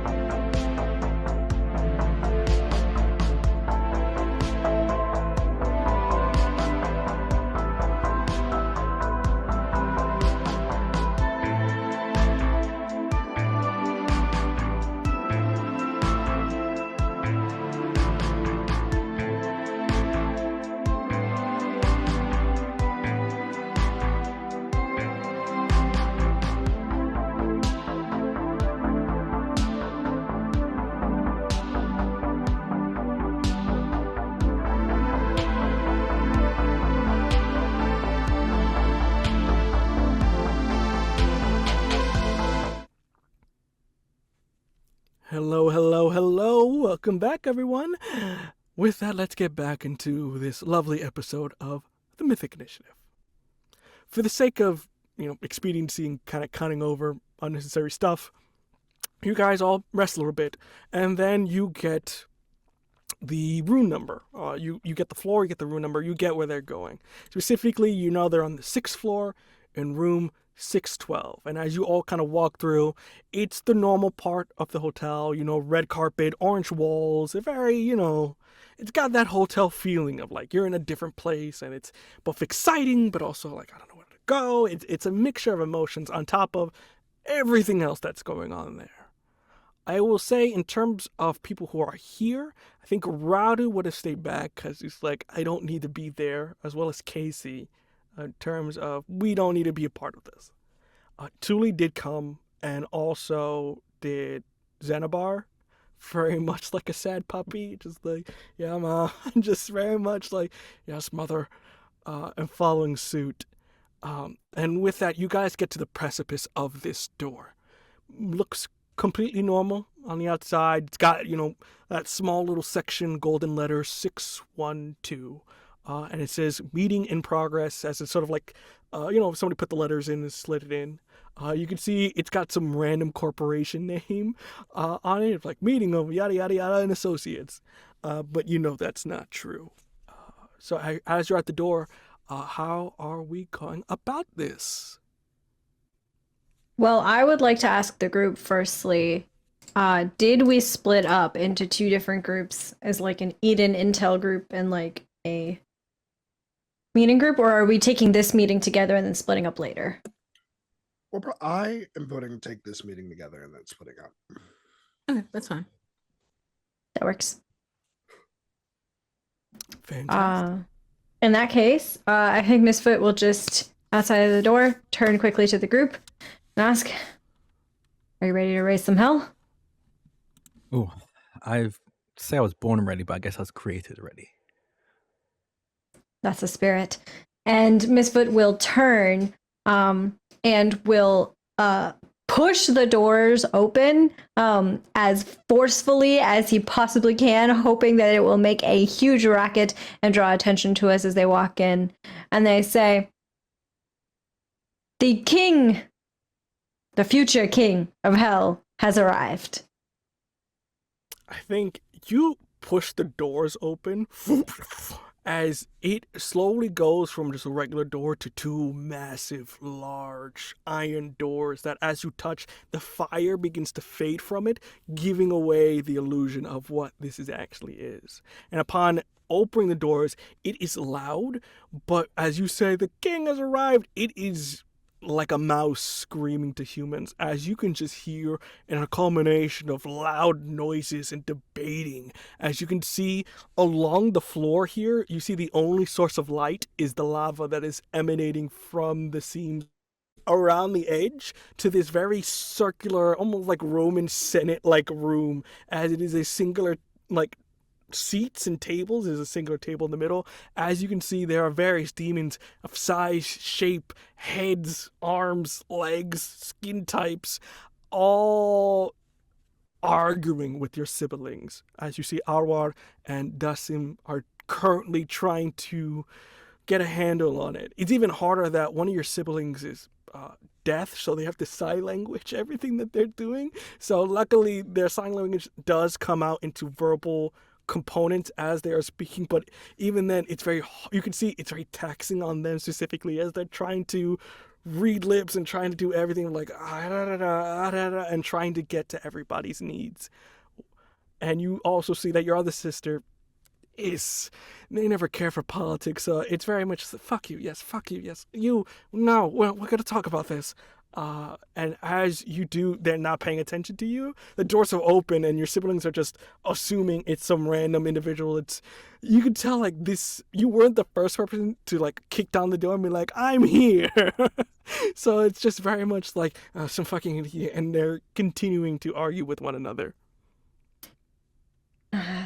Hey, Asi. You see Asi go, yeah. I think we might need to draw their attention a little bit. What do you say about releasing some of the controls that we've got in place? Okay, just don't blow them up, please. Only As you little. see, just complete off. It's like, all yours. And I think Mrs. says, all right, let's try this again. And this time, as he introduces himself to the room, I think there is this like roiling nuclear energy that emanates from their body. And it mixes and mingles with the like demonic fire that has also returned to them. And so there is almost a hotter kind of quality to it as it kind of emanates out and through this room. I think it like moves through everybody, rippling along the lava as it does as he speaks. And when he does so, he's also signing as he speaks, knowing that Dasim is in the room. And if I can, I think he is going to try to also like amplify his voice using this power in some way, so that it like echoes off of the walls. Wouldn't have to say the roll because it's kind of a aesthetic kind of thing, unless you really are feeling anything. But for the most part, you're able to boom it, and you do notice it does begin to stop as everyone kind of immediately is kind of blown back. You see a couple of the smaller ones kind of go as they get kind of thrown off the seat. Sadly, one of them falls into the lava, slowly dies. But beyond that, you notice everyone begins to swift their attention, and you even see your siblings astound at not only you, Xanabar, but a mystery woman who's here, who you can see your mother giving glaring daggers at the two of them, not paying attention to anything, as you hear specifically Aurora kind of go, "Oh, great, you're here. Who invited you?" This is a family meeting, no? And I'm Yes, it does. family as much as you don't want to think so. You see Dasim kind of go, "But you weren't invited." I don't have to be invited. This is about our home. And so I'm here. And so is Salambur and Mom. Mom, that's not Mom. Not yours. Mine. You truly give the most passive-aggressive, "Hello, it is a pleasure to meet you." As you can just hear the disdain. Your mother's a very kind person. In this instance, you can see where some of the zealotness of your nature comes from, as you can feel her anger arrive a little bit. Oh, and don't let me forget to introduce Samuel as well. I figured a negotiation of some kind, we should have Lucifer here. Yes, I heard you were surrendering to my forces, so I wanted to be here to see that happen. You see one of the bigger demons, almost like a entity of gluttony. Big, you see 3 heads, 2 on their shoulders that are a little bit smaller, and one big one with a nose ring and sort of their mouth very elongated, kind of come bellowing out. "Please, that is not Lucifer, that is the after image, the fart, if you will."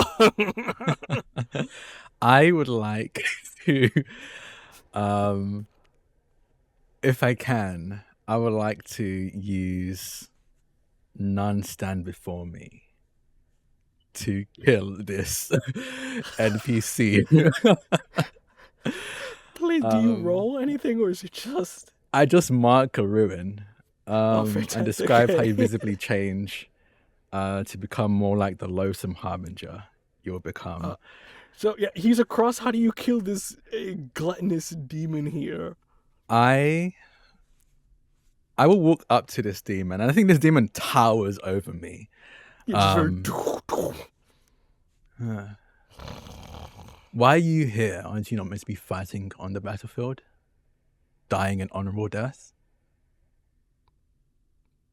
What are you As you see, almost like him being erased from this reality, he begins to into little bits of almost like charcoal before seeping into the lava below. As you can feel, he is certainly thrust into a battlefield of some sort and is immediately stabbed by pikemen that are just waiting in the reins. Vic, You I can think see everybody. very similar to last time when he opens his mouth, that scent of spice of the power grows stronger, and then when he stops speaking, it disappears again. You're muted, CJ, by the way. Yeah, I think Vic just like relaxes because it's almost like smelling a very good home cooking. Misfit, can we keep them around? Samuel? Yeah, Yeah. I mean, if you want to stay. they smell good. I probably can't stay for too long again. If the longer I stay lucid, the more likely Lucifer, what I'm apparently the fart of, as I yell out to everyone who just witnessed me kill this person. One of the smaller demons like, look, dude, we didn't, that's not us, that was him, he's a dick, like, we didn't, that's not our thing, like, please don't do that to the rest of us. Yes, no. But yes, no, the longer I stay lucid, the more likely I am to wake, and that will happen eventually, but I'm not ready for that. So I'll stick around for as long as I can. Well, in the meantime, Misfit will turn to their siblings again. I hear that you two are fucking things up, as always, so just be straight.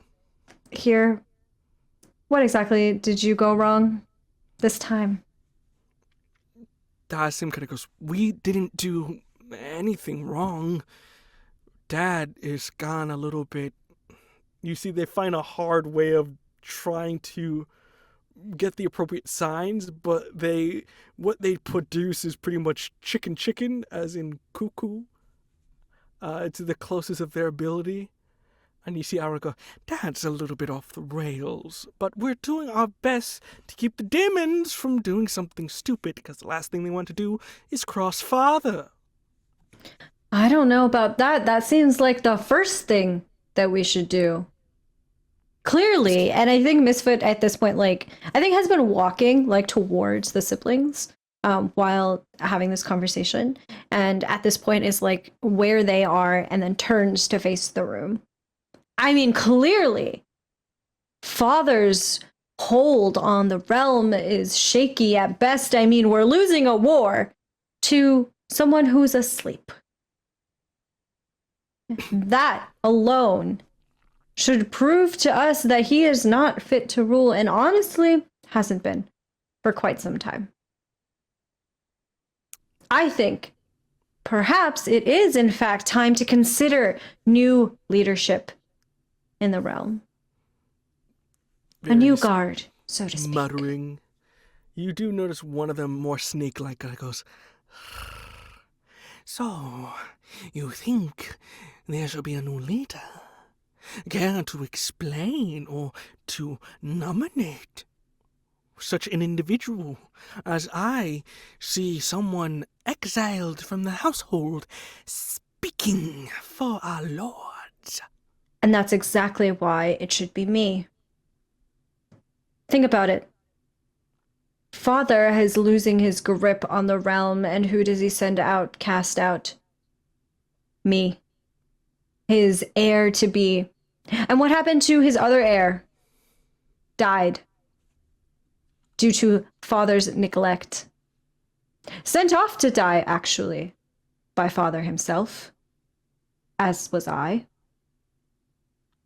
It only makes sense that the cowards still sticking by Iblis right now are not fit to rule, and so it should go to the only people who have deigned to stand against him. So,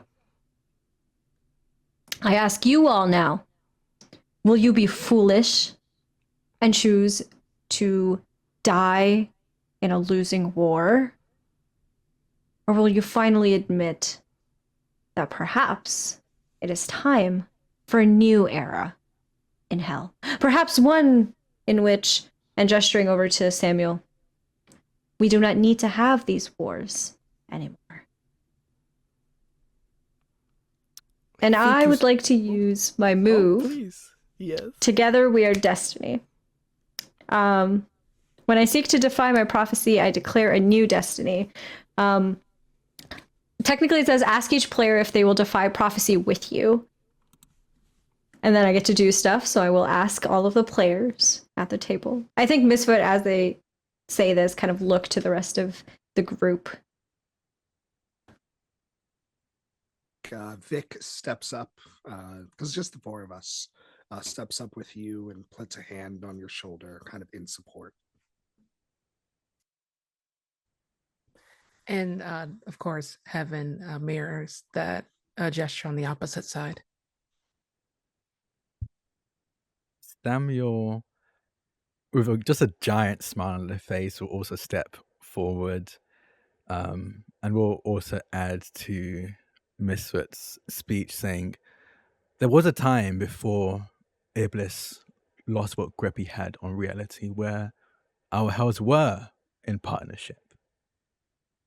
Blood was shed, yes, but it wasn't ours. We could go back to that."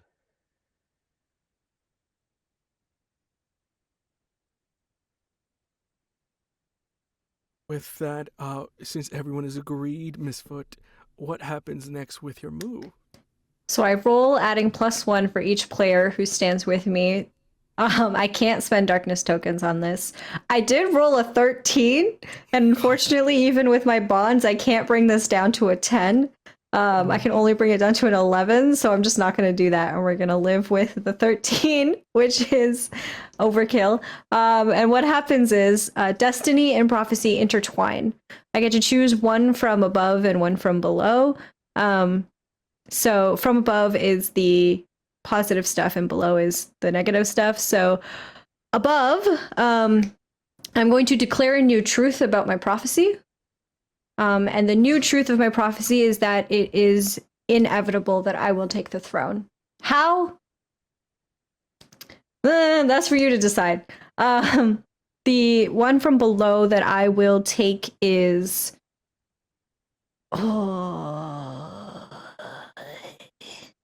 Such a nice selection of knives to be used. Yeah, I'm trying to think. I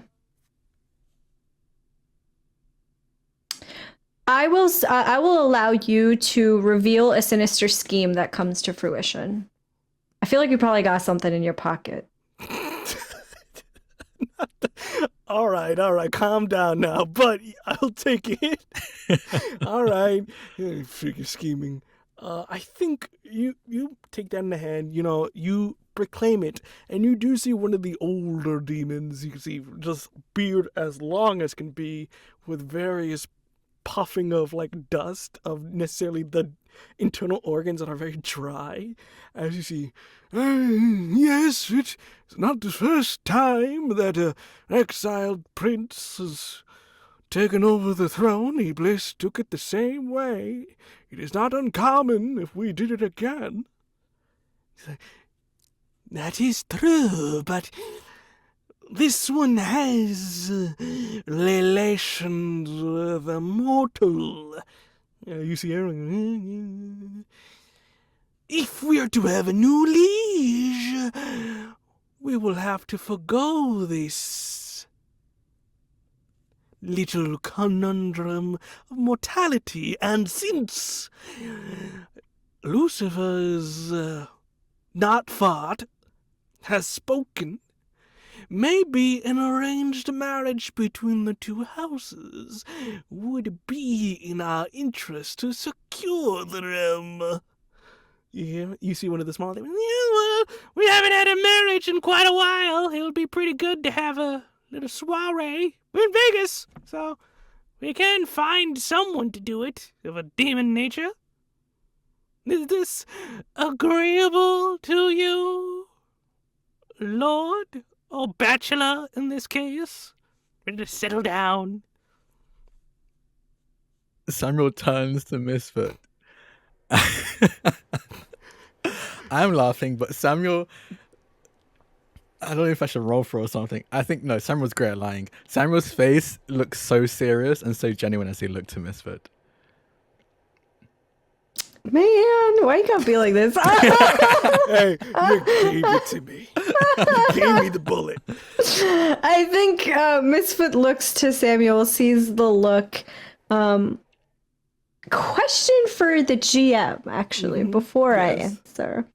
When I got my demon powers back, did I get all of them back?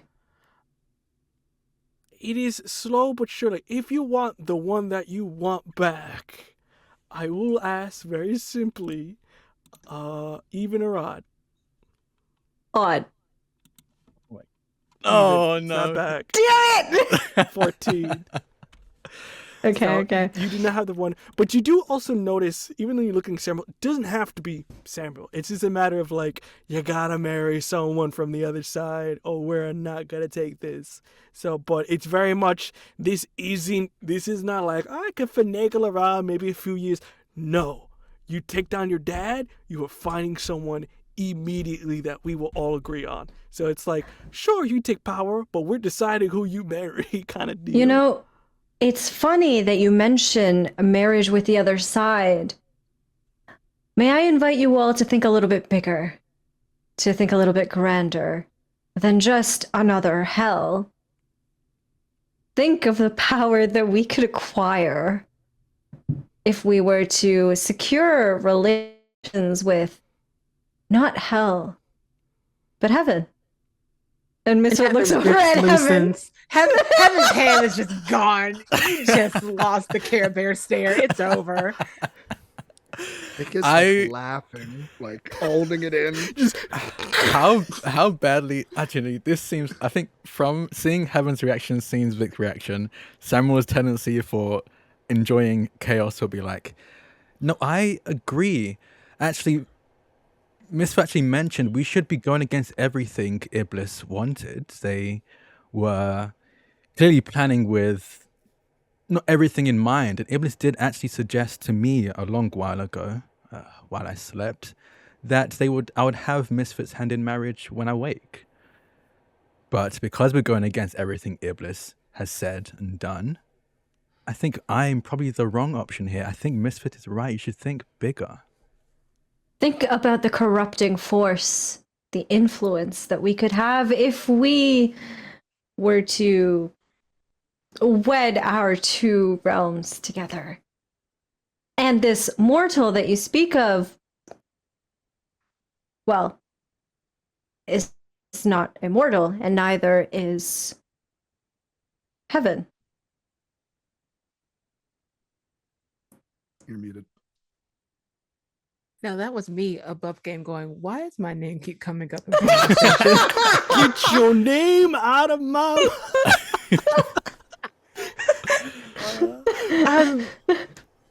I don't think I follow Misfit. What are you implying? That you marry both of us? No, oh my goodness. No, that You see one of them like, hey, that's not a bad idea. No, that is a bad idea. We will not be doing that. I am simply suggesting that this is a conversation to be had. That is not a decision that I can make alone.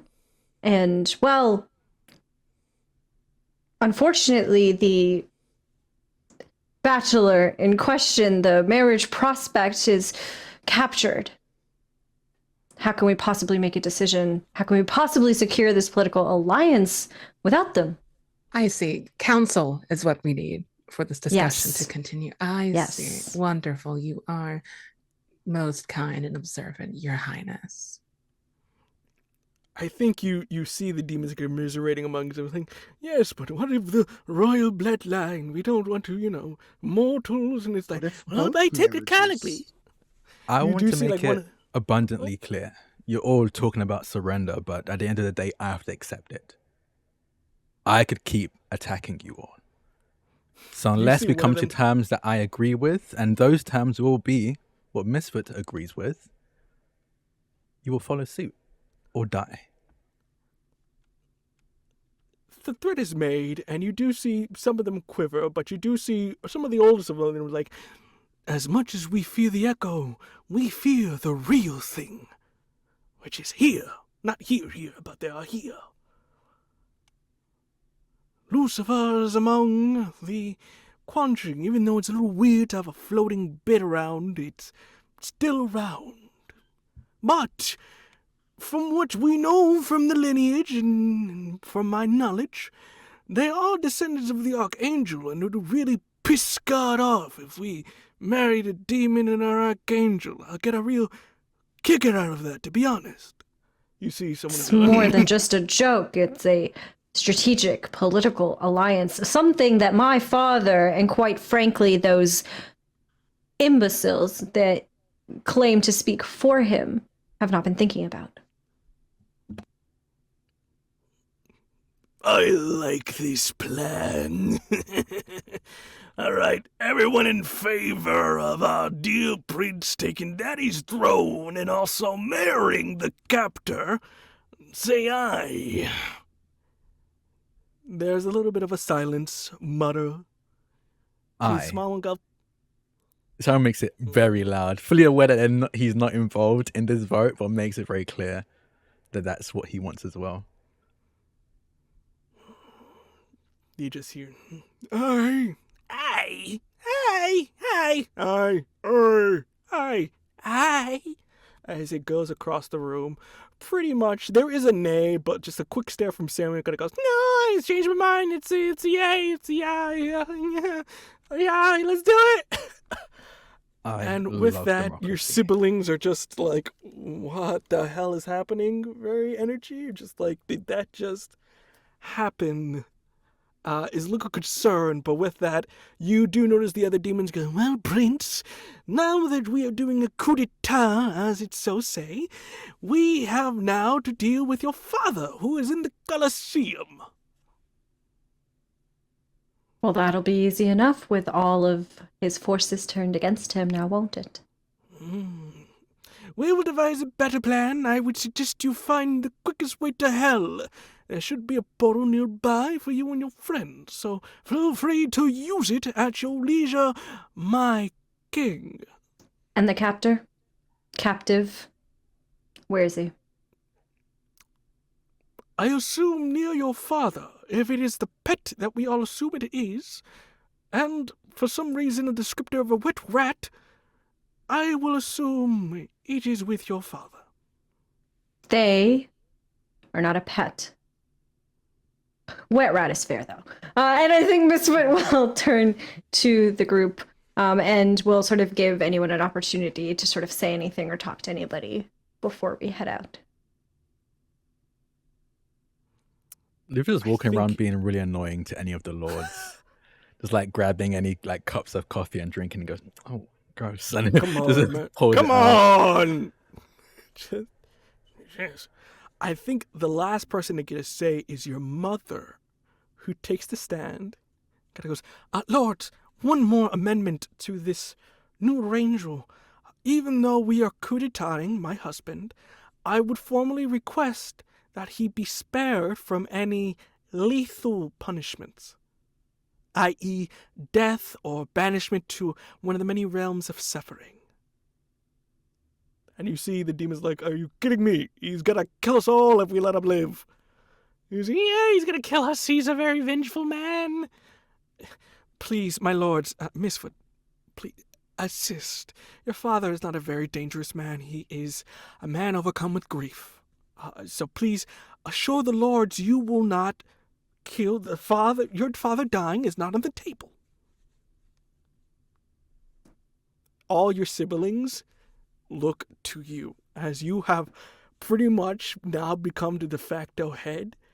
And even though, yeah, one of them is their mother, the other two are still looking to you of like, if you're going to take this responsibility, what are you going to do with that?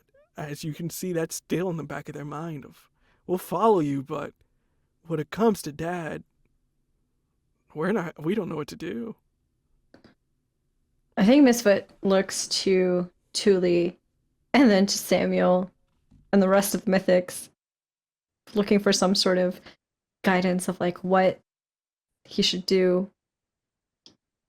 And eventually, I think, looks back to the lords and says, he is my father, after all. as much as he is only that in title and not in practice. So he will be given a chance to reform his ways. But if he is unable to surrender, unable to go peacefully and quietly, I'm afraid we can't take that chance. There is a look of astonishment of your mother of like, are you serious, boy? But before she's able to react, okay, go, that works for me. Yeah. And you see they go, all right, proposal adjourned. As you see one of the guys go, we're all headed to the Colosseum, so if you want to follow us this way, my king, liege, whatever you demanded, we're going in. As you see, everybody begins to proceed out. As everybody's leaving, I think Misfit turns to the group first, like before we go into like the portal or whatever, and just kind of says, I don't think Eden's gonna marry me, so we have to make this lie work, okay? We have to make this work. No, And then I think you would. No, I think we should just go ahead and plan. No, yeah, I'm not. that was just a rolling your very way. elaborate lie to get That's- everything to work. I'm sorry. You do see Alvarez having a real big, like, are you fucking kidding me? Because they try to get married and their fiance was shotgunned and imprisoned and then later murdered. And it's like, oh, By so you just Eden. yeah, By by Eden. Eden. So you could see they're having a very much like the other siblings, like, it's okay. It's like, it's not fair. They get fucking everything. They're just in the I corner. kind of feel bad for her. Yeah. She sucks, but I feel bad for her. Also, nobody's allowed to tell Eden about how we got them out, No, okay? wait, why? Okay, why are do you think that Eden wouldn't marry you? Yeah, that. We're broken up. Have That's you like broken missed up. everything that's happened this like month? If I that's don't broken up, understand. I'm kind of terrified of what you witnessed when they No, were they're- together. Yeah, exactly. No, Eden loves you very much. Yes, Misfit. he does. So much so that he didn't want to bring back your dearly departed because it might hurt you or something. I don't remember. I'm foggy on the details, but like And I think at that, Misfit, like, their hands kind of go instinctively to their jacket where they keep Eden's journal that they have not yet had a chance to read. And they just kind of like thumb over it. You don't know what exactly it is that they're doing, but he's kind of in his brain thinking about that and saying, I think perhaps that's a conversation I need to have with Eden before any. For Yeah. now, let's just treat this like a elaborate lie, yeah, okay? I'm gonna treat it like it's true, but okay, yeah, no, I can tell you that I'm gonna do your thing. Yeah, that's good. Okay. When I'm right, you owe me $50. Sure. I mean, you can have them in soul coins. Who who's gonna go get Eden and who wants to deal with my dad? I'll go look for Eden. I don't really want to see what type of family mess is gonna go on, so I'm also gonna go with Eden. I to will get Eden. say, just to clarify, you can split up, but you're still going to the same place. So it's kind of like in a sense of like you're going to where. Well, like who's gonna deal with what? Yeah, Basically. so I just Like let you know, picking even up. though you are splitting up, you'll still be in the same place. So just for your context. Who's doing what job? Yeah, like whose responsibility is it to make sure Eden's okay versus not? Yeah, and good middle resolution there. You're doing good as a king. Thanks. See how they like thought it was a fine thing? That's how you got to do it. Yeah, let's first day on the job. Was not expecting that to be today. I mean, We're gonna do it. You are overthrowing your dad, so it literally is today. It's great. Yeah. If you have any tips, I can give you everything what not to do. Yeah, if you have That to, would be great. Maybe we could do that while we're on our way. Yeah, no, let's get moving. Yeah, let's go. Cool. Fantastic. As you all go through, I think your siblings kind of stay to the side. Maybe in terms of they don't want to see what happens next, or maybe they're not ready. But for the most fact, your siblings are going to stay out of this. So not out of like, maybe even respect for you. of like, you're the head, it's your decision, as they kind of console with each other. They will follow you, whatever decision you make. And your mother is very much now clingy towards you, of it's just giving you reassurances as you're going through the portal of like, it'll be fine. Your father will go to a nice vacation. I think it's fantastic. As you're all going through the portal, you come out the other side as you are being, immediately after you enter into this fiery portal, you immediately have something clasp onto your shoulders, as almost like one of these weird looking demon birds act as a sort of elevator for you all as you are beginning to fly towards what looks like to be a sort of massive almost like mausoleum. And it kind of makes sense for some of you, like Dante's Inferno is 9 layers. Well, they had some of it right. And not necessarily a plane, but rather a place. As you see a large spire that almost starts off small and then kind of spreads out both ways. So it's out of a sense of like 2 pyramids meeting each other, as it is the connecting point between these 2 lanes, sort of planes and realms. As it has massive arches along each of its spires, as you see demons flocking by the masses to each one from each side. As you guys are going in, you all enter at a certain point, as you are dropped off into what looks like to be one of the grand halls of this place, as you can hear the echoes of chanting and stepping, occasional food, and still gambling happening on the side, as it is very reminiscent of what a Roman Colosseum would be like in terms of games and whatnot. But for the most part, it is grand in design, and you can see that it is glorious in nature.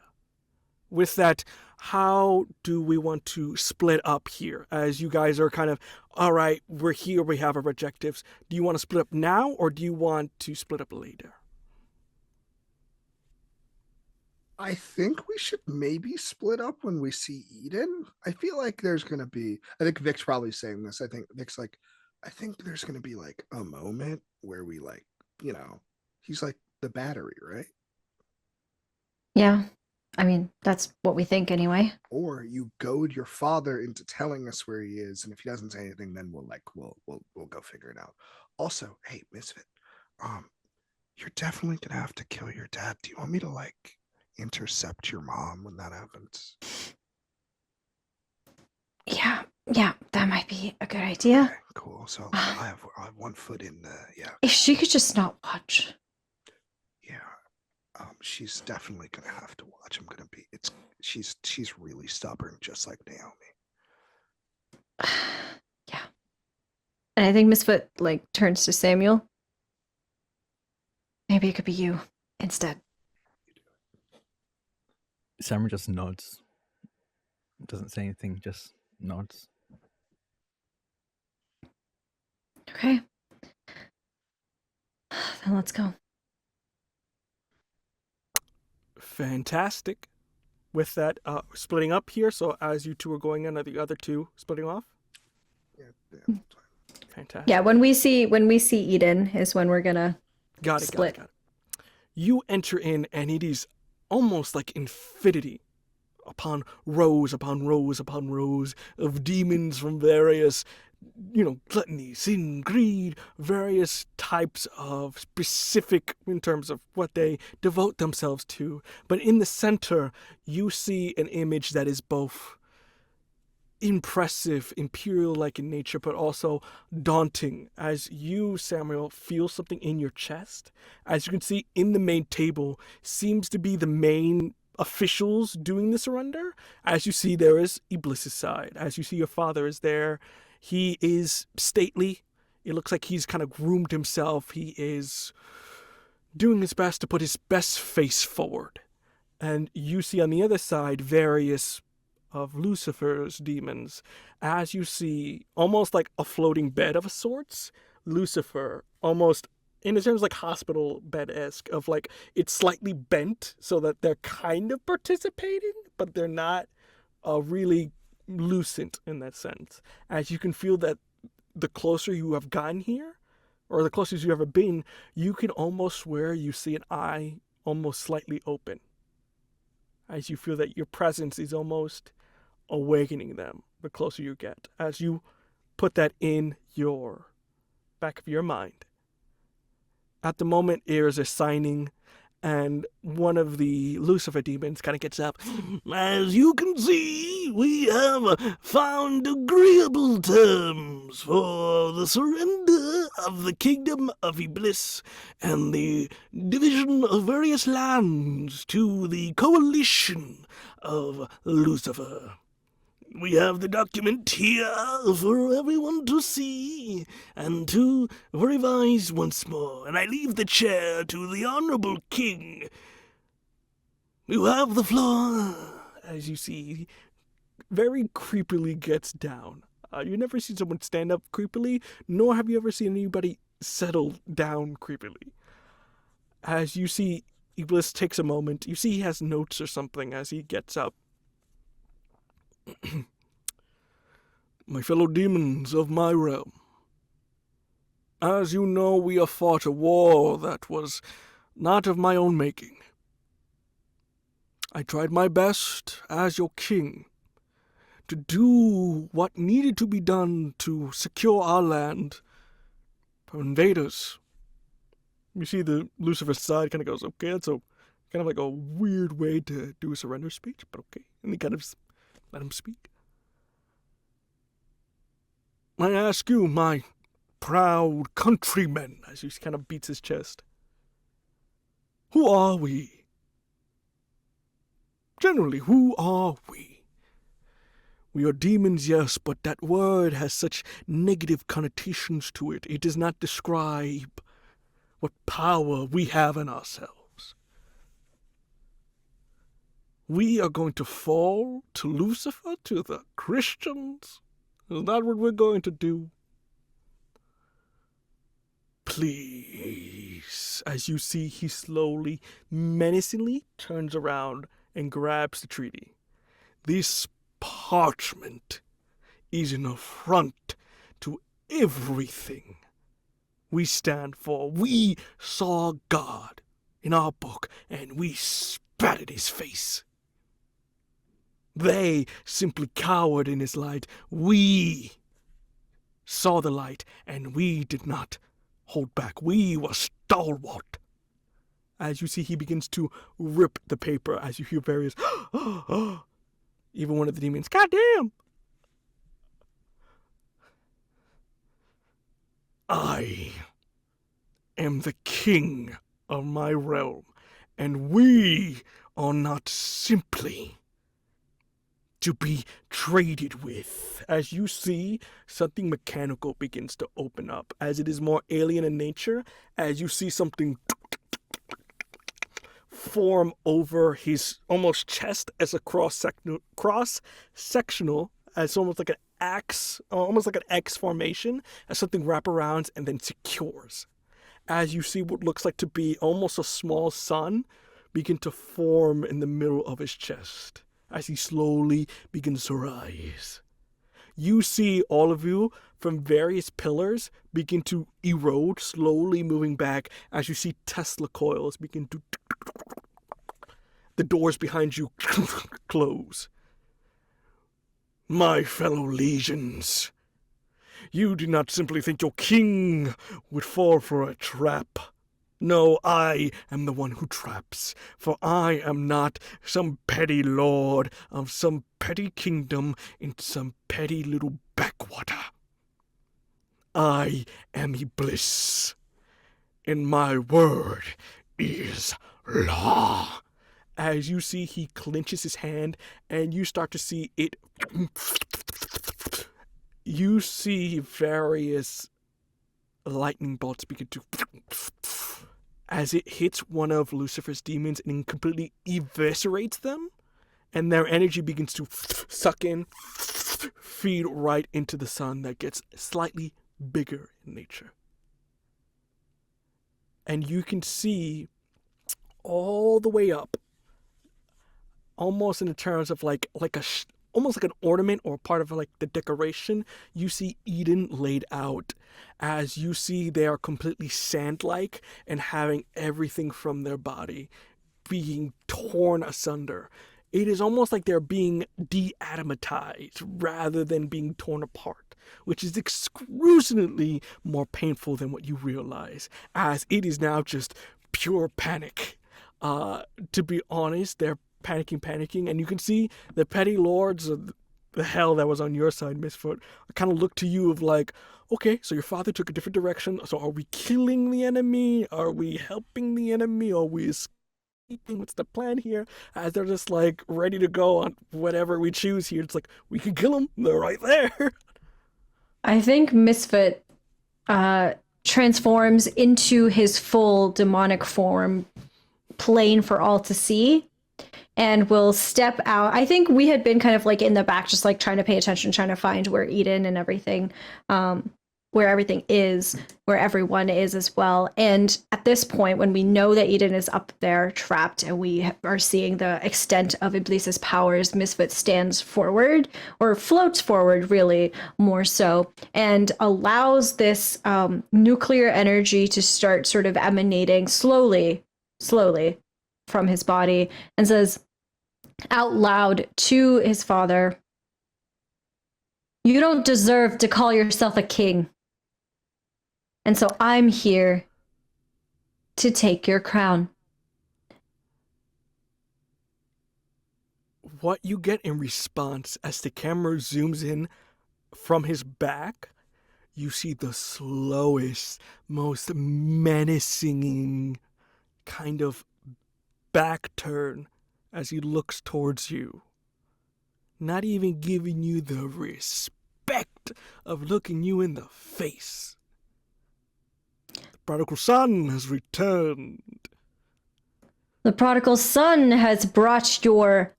other son back, and also your wife. And I think at that, I would like to use "come on, tough guy," which is when I go up against a colossal and otherworldly opponent, I taunt them and keep their attention. So I think Misfit is purposefully trying to like rile Iblis up in order to get him to turn around and to focus on them, so that Vic and Heaven have an opportunity to just like sneak off and like do other things that they may need to do. So fantastic. Do you roll for that, or is that just something that I roll for that? So I'm gonna do that. I got a 9. Okay. You've got them just where you want them. Choose 2. So what I'm going to choose is you give your allies a golden opportunity. Choose one ally to gain a bond with you. And I'm going to choose, I think, Vic in this moment to have a bond with. And then the second thing I'm going to choose is inflict 2 conditions on Iblis, but then take 1 in return. So I think the one that I'm going to take is raging. And I will let you pick which conditions Iblis has. I think in this condition here, the ones that he's choosing, or the ones that are most effective here, he is just raging, just completely angered of like, are you kidding me? My son comes here and starts thinking he's hot shit. And then also, I think you get blinded. As he sits this rage, he's blinded by his just pure hatred for you in this moment, not even acknowledging that you said his wife, who is clearly there just trying to get his attention. But I think whatever is powering him up has supercharged him, so much of the so of like, if someone was like on a type of stimulant that they've lost, very hyper-focused, as he goes, "Fine. You want this throne so bad, take it." You see he goes at a fast pace, faster than what you were expecting, and in slow motion, punches you right in the jaw so hard that you can see the spit and blood boom, knock out somebody in one of the far corners as it goes at such a fast pace. It almost like a bullet as you see one of the demons goes, ah! Gets hit by it. You take a condition here. What do we still have on your body? Either lovelorn or obsessed. I think I'm going to give obsessed here because he's your dad. And I think this is very much a moment of like, I've been doing this my whole life. And especially after everything he did with Tyr, exiling you, doing with Tyr again. It's just in the sense of, I'm going to end you, old man energy. As these two titans begin to fight, my other three, you have an opportunity here as you know where Eden is, and plus there is, everybody's kind of doing their own thing, so there's no concern for you people at the moment, unless it turns into infighting. So what are you doing in this moment? Hamna, are you cool with Samuel helping out with this fight? Oh, or- hell yeah. Hell Okay, yeah. That was the cool. whole point of having Samuel here. I am going to help out of, and I'll be tag teaming. Like, I don't think Samuel or Lucifer in this case. I think he's more Lucifer than Samuel with how close he is to his sleeping body. She's never believed in an honorable fight. She will fight dirty.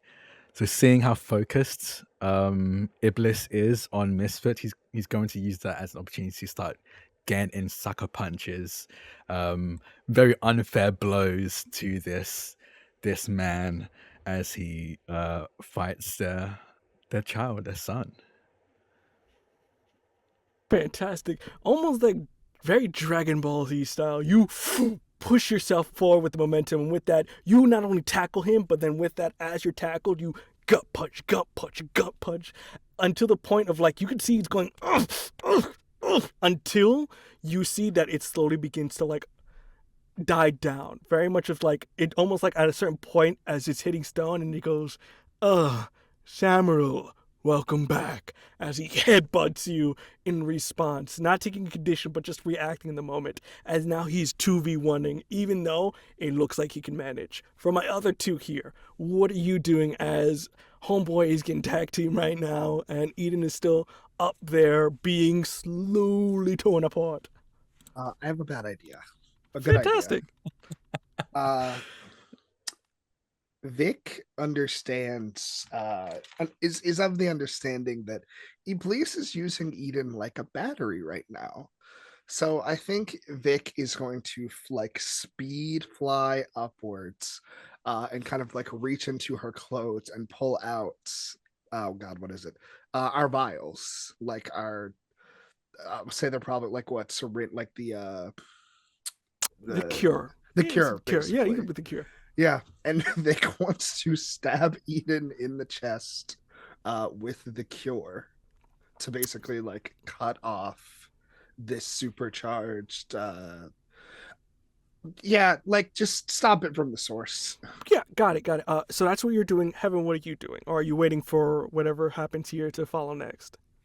Yeah, I'll see what happens next, and then I'll tell you Okay. what's going on with me, bestie. CJ, roll real quick for me. Unleash the dark, because depending on what you get here, it's a bit of a caveat to this. So we'll see what you get here.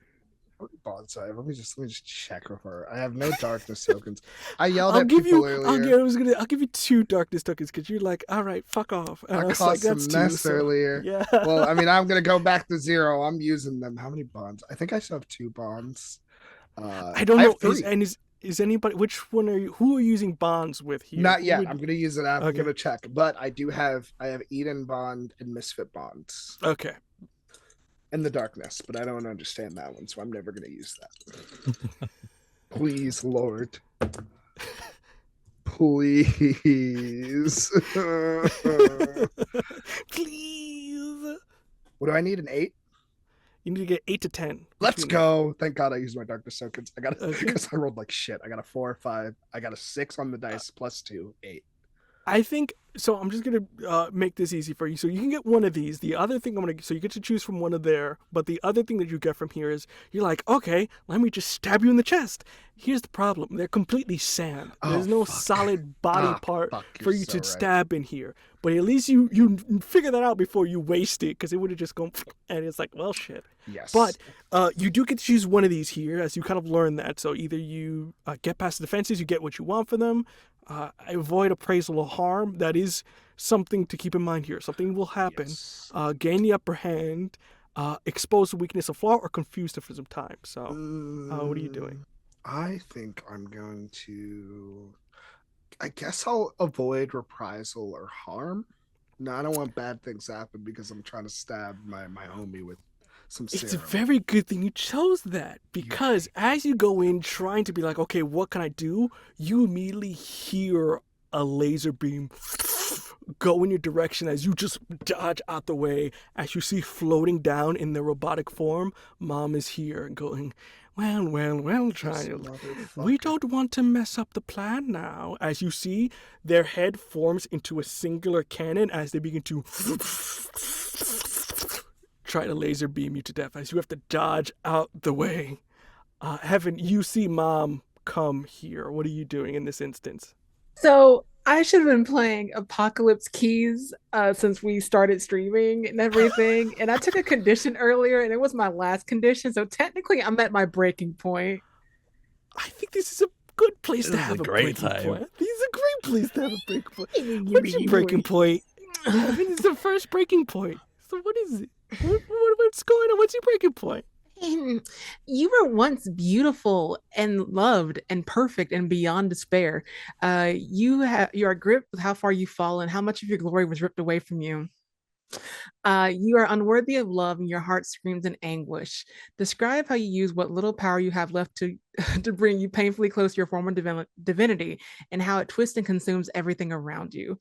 The keeper will tell you what horrors you birth and what twisted shadow of a god escapes quietly into the world. Teehee. Huh. Huh. I think Do you have an as- idea, Drake? I don't want to say anything. Oh, that would be so crazy silly. Oh my god. I was saying it would be pretty wild if the great grandchild of the Angel of Death, who cast Lucifer down, woke Lucifer up. But that's my idea. But this The body's obviously- right there. This is- The body's right Beautiful. there. I think the dice tell a story, actually. So for my clarification, something's awakening here from when your move here. It says something. Yeah, the keeper will tell you what horrors you birth, and what twisted shadow of a god quietly escapes into the world. And we're I just think- saying, what if? What Yeah. if? It doesn't have to What be, if? but I think as you're doing this, there is something both you and Eden share. Something of your divine lineage that you have managed to keep separate. But in this pain and in this sort of wreathing nature, you see something begin to form out of them and is slowly being sucked away in energy. So for this instance here, something from the Archangel of Death's kind of power has unleashed, but since Eden is the one that is sort of the main conduit here, they have helped accelerate Mom's plan. So pretty much you help the big bad right now in terms of like, I needed energy, thank you for the battery pack. So their plan has accelerated forward as this energy is being consumed. As that is happening there, I'll say that's your kind of move for that, because that's kind of a big deal. We go back to my dirty fighters over here, as it is just very much block. You see your dad's like kicking, fighting. You sort of grabs one of you as you try to do, slams your head against the table, throws one of you back. What are you two doing as you guys are fighting off the King of Hell right now? I think no, go. You go first. It's truly just dirty fighting. Like every blow that Samuel takes, he's right back up in Iblis's face, returning it back. I think at some point, I think honestly, right at the moment where heaven reaches their breaking point and this essence of the Archangel of Death begins to emanate from both them and Eden. I think Samuel, I'm going to mark a condition because I just think it makes sense at this point. I'm just going to do it. I'm going to mark obsessed because I think he is right now fighting a pretty brutal fight, and then the scent of the Archangel of Death becomes infinitely stronger, and it throws them back to the time of the Holy War.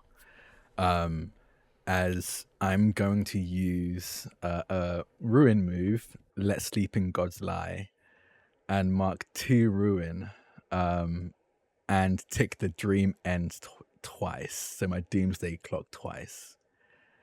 As I wield cosmic dreams of terror like the sharpest weapon, infect a specific vulnerable target with horrific hallucinations and bring one of their nightmares to life. In addition, gain 1 bond with your true and cosmic form. I don't think they count as vulnerable, especially with how you described it, but I think what I would like to pull from my dream, from the dream of Lucifer, is the flaming swords that the Archangel of Death used to cut his wings off, to pull that into reality and start fighting with that. Pull it out, almost like you grabbing behind your back and it just manifesting. As you do that, you do notice coming, as he kind of prepares, coming from the right side now, you see Radu manages to get another quick shot in as he kind of just punches your dad in the face, and he goes, I'm wondering when you would come back, boy, as he before kind of takes him by the leg and throws him in your direction. Samuel, as you're like, I'm ready to, as you get the body thrown at you, rather goes, Truly, can you watch where you're flying? I think truly Samuel will just like punch Radu into the ground, like get out of my way and move forward. Like he won't even, like he doesn't care. Radu doesn't see Radu as like an ally. They see Radu right now in this specific moment as an obstacle between them and Iblis. So we'll just like fully punch Radu down into the ground to make sure they don't like knock him too far away. Yeah, so you punt him as you just like very tennis return, as you just go boosh, boosh, as he gets hit by a pinball. Misfit, what are you doing? As you see, there's 3 of you now against your dad, so you're starting to see that you can maybe tack this a little bit now. Even though you do also notice mom is here, which is like, that's another fucking problem for another time. Dad first. Yeah, and I think Misfit joins the fight when he can, but he, I think, is not taking as many physical blows so much as he is, I think he turns to his father and he says, surrender, like you were supposed to, like what this was actually about. Your reign is over. Admit it, and we will let you go. Mom has asked us to spare your life, so go with her. Can I say reveal your heart in this moment? As you're kind of revealing that sort of like, we don't want to kill you. So you can roll that darkness tokens and whatnot. So please roll that for me. Okay, I got a 6. 6? Fantastic. As you're like, I think in your head, this is what you want to say. But I think at the point when you say, and mom, he comes super fast. He grabs your arm, locks you in, and just pound you into the ground as you fly in a direction, as you're being pummeled into it, as you take another condition in the face. As he's just like, oh, you're gonna tell me what to do, boy. Smack. Look, you think you were always so special. You are nothing. You are the dirt. As he smacks you again. It is just insult punch, insult punch, insult punch. As you are, it's hurting. And you're getting a little bit of reminiscence of the last time you fought your dad. As you do notice that if he gets a more chance here, he's going to break something next. But right now, he's pummeling you into the ground. I am also at breaking point. What happens with your breaking point? As you're being insulted by your father, as your mother is watching in horror, as everything is going wrong, what happens here? You know that this world is not your own and you will never belong here. The dream that is humanity can never belong to you. The darkness grips your heart and the world you were summoned from bleeds into this one. You are a beacon to what has been aching to reach this world. Describe what terrors are unleashed and how an aspect of your terrible prophecy comes to pass. The Keeper will tell you how the world is now wounded, warped by what you allowed to come through. And I think there is this reminiscent of the harbinger that was within Misfoot this whole time, that harbinger of the apocalypse.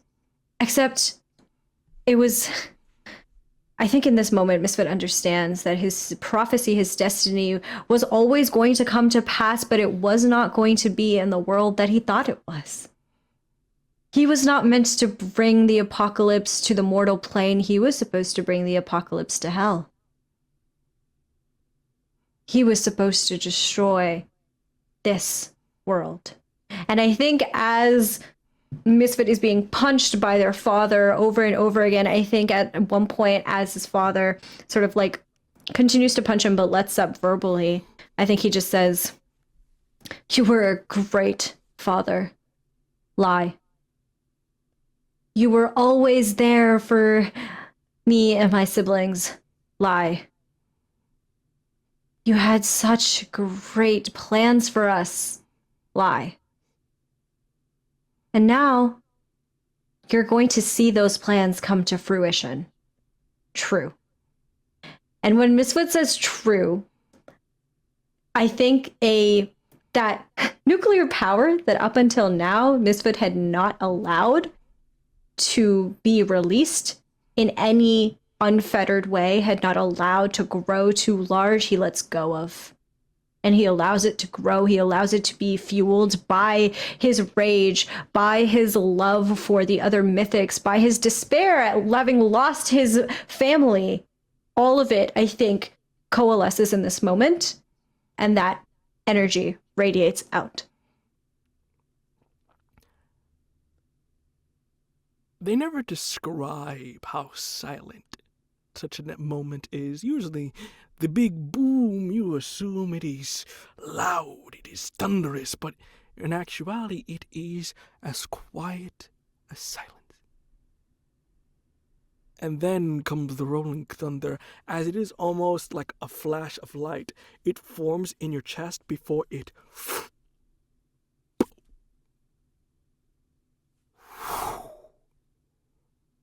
and you see this energy, this siphoned, precise in nature, has shot your father's arm off completely. As he writhes in pain, you see the device on his shoulder get damaged, as you see the sun just bounces off in a random direction into the deeper depths of hell. As that is happening, you see your father at this moment is now without an arm and is bleeding out. And I'll get back to you, but I want to see how my other two are doing here. As you see, Mom is currently very much dogfighting you, Vic, as you're kind of flying and they're shooting at you at the moment of this, like, just let the good old boy be a battery.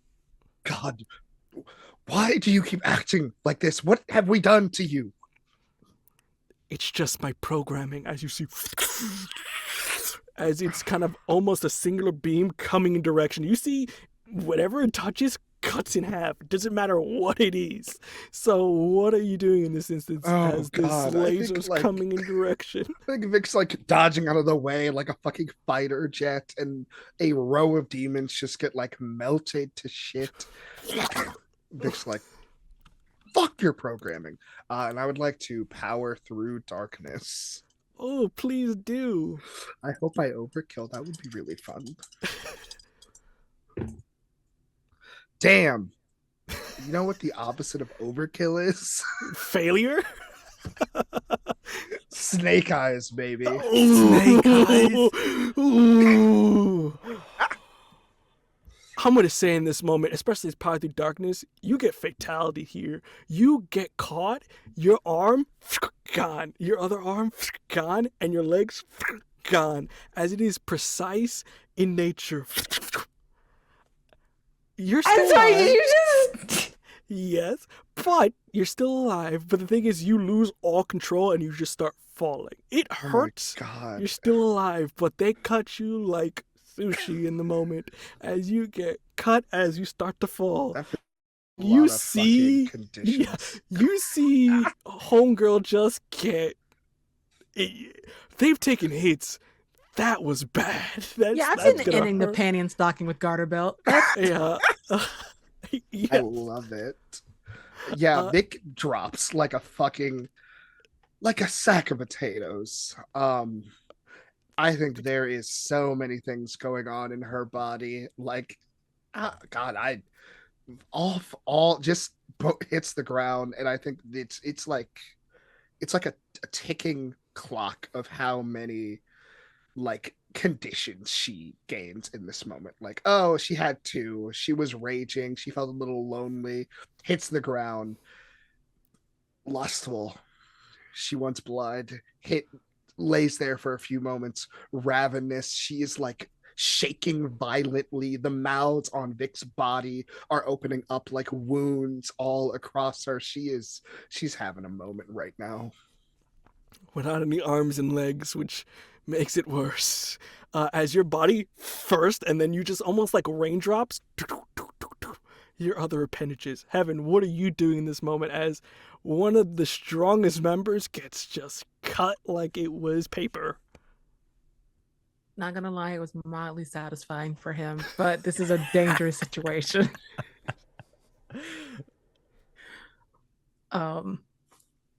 So do I clear conditions like after the breaking point? I believe so. So I think you get reset. Okay. If I'm doing that wrong, doesn't matter. We're just doing this for right now. So Yeah, we'll read the Sue book by me. the end of the season. Yeah, sue me. I think that's when they'll take it as a tap out, and Heaven takes flight to challenge Mom next. As you see a I guess that's a bad idea. Wait a second. Wait. No, commit. I'm like, do you want to lose? You live. No, Yeah. you should Wait, do it. no, hold on. I will say, above table, Heaven literally has a god leaking out of them right now. I feel like he could take Mom. Yeah, no. Let's see what happens. It's up to you. I'm just saying, carrying over the breaking point, like Heaven is literally leaking godhood right now. So 0-1. So how lucky you feeling? It's Vegas. How lucky you feeling? Yeah, you know what? I'm feeling saucy. Ooh. Let's try it. Let's use our fear. Well, we can't use fear on a robot, but definitely my light and sound weapons to evoke that sword again and just go at it like a fucking hornet. Please do. Are you gonna go crazy? Or are we just going like? Oh, just powering through darkness. Power to darkness. Okay, so popping alt here. Okay. So you kind of go through it. Okay, big money, no whammies. Maybe I should call for snake eyes. I shouldn't have called for snake eyes. That's a 5. It's a 5.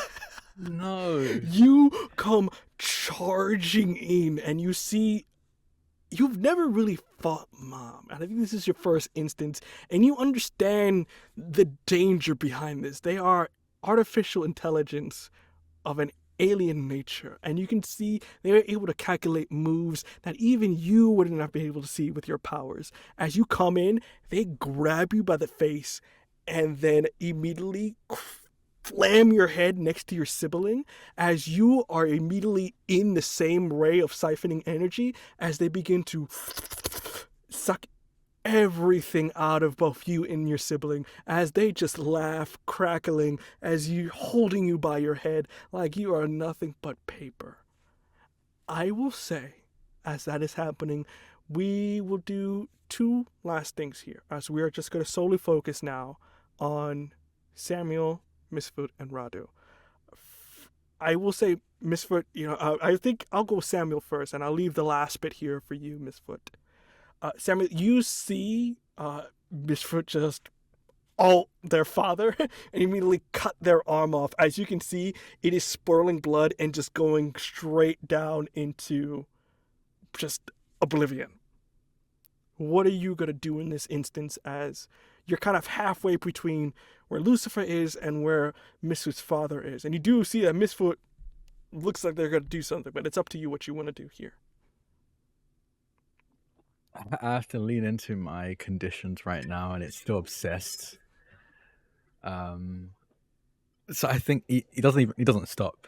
Like, they see Iblis go, like, stumble, lose an arm, but they keep going in for the punch. And I think, in fact, start like making sure that hits are coming from the arm that they no longer have, like coming in the angle so they have nothing to block with.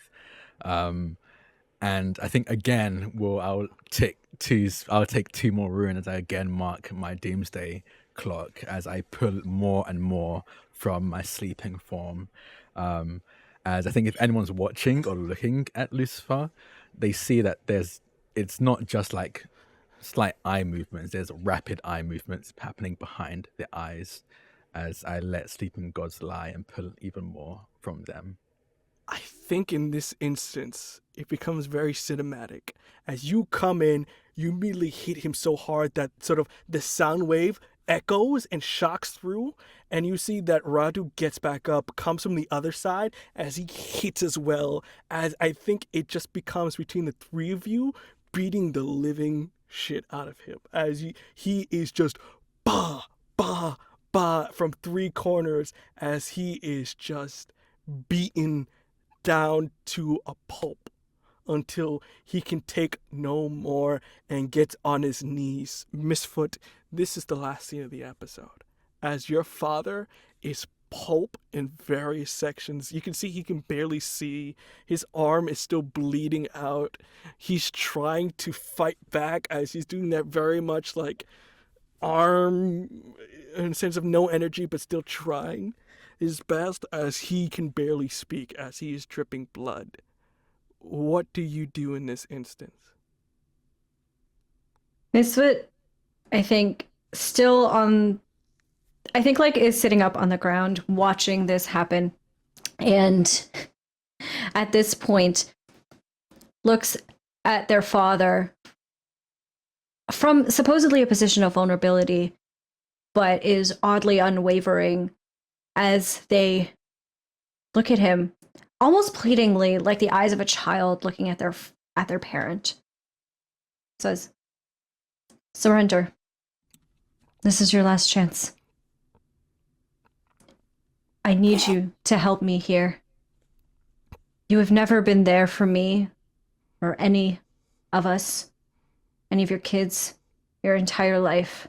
So do this one good thing in your life and surrender. And I would like to use the prodigal child will return.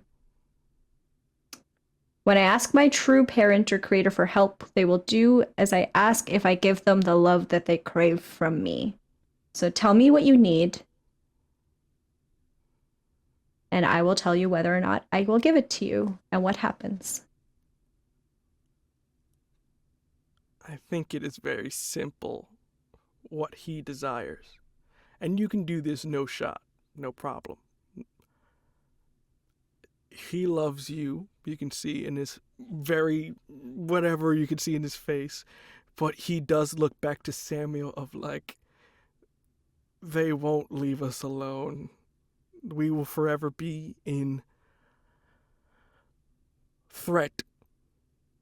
Everyone in the family will be under attack if they still live. And they gesture for you to kill Samuel. And he will surrender.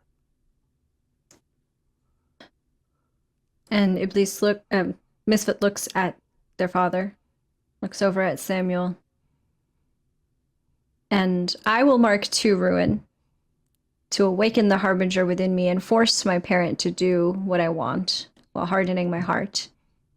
It says to describe how they are proud of the harbinger I am becoming, and I think I look at Samuel and I say, awaken.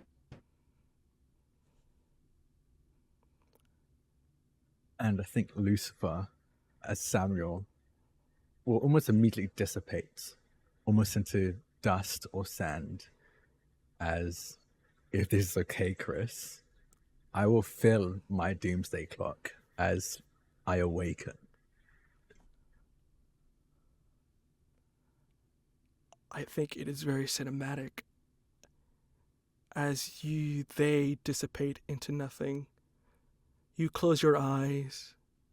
The siphons around you begin to shoot up into the sky. It kind of breaks through hell, goes through the material plane, and shoots up straight past the moon.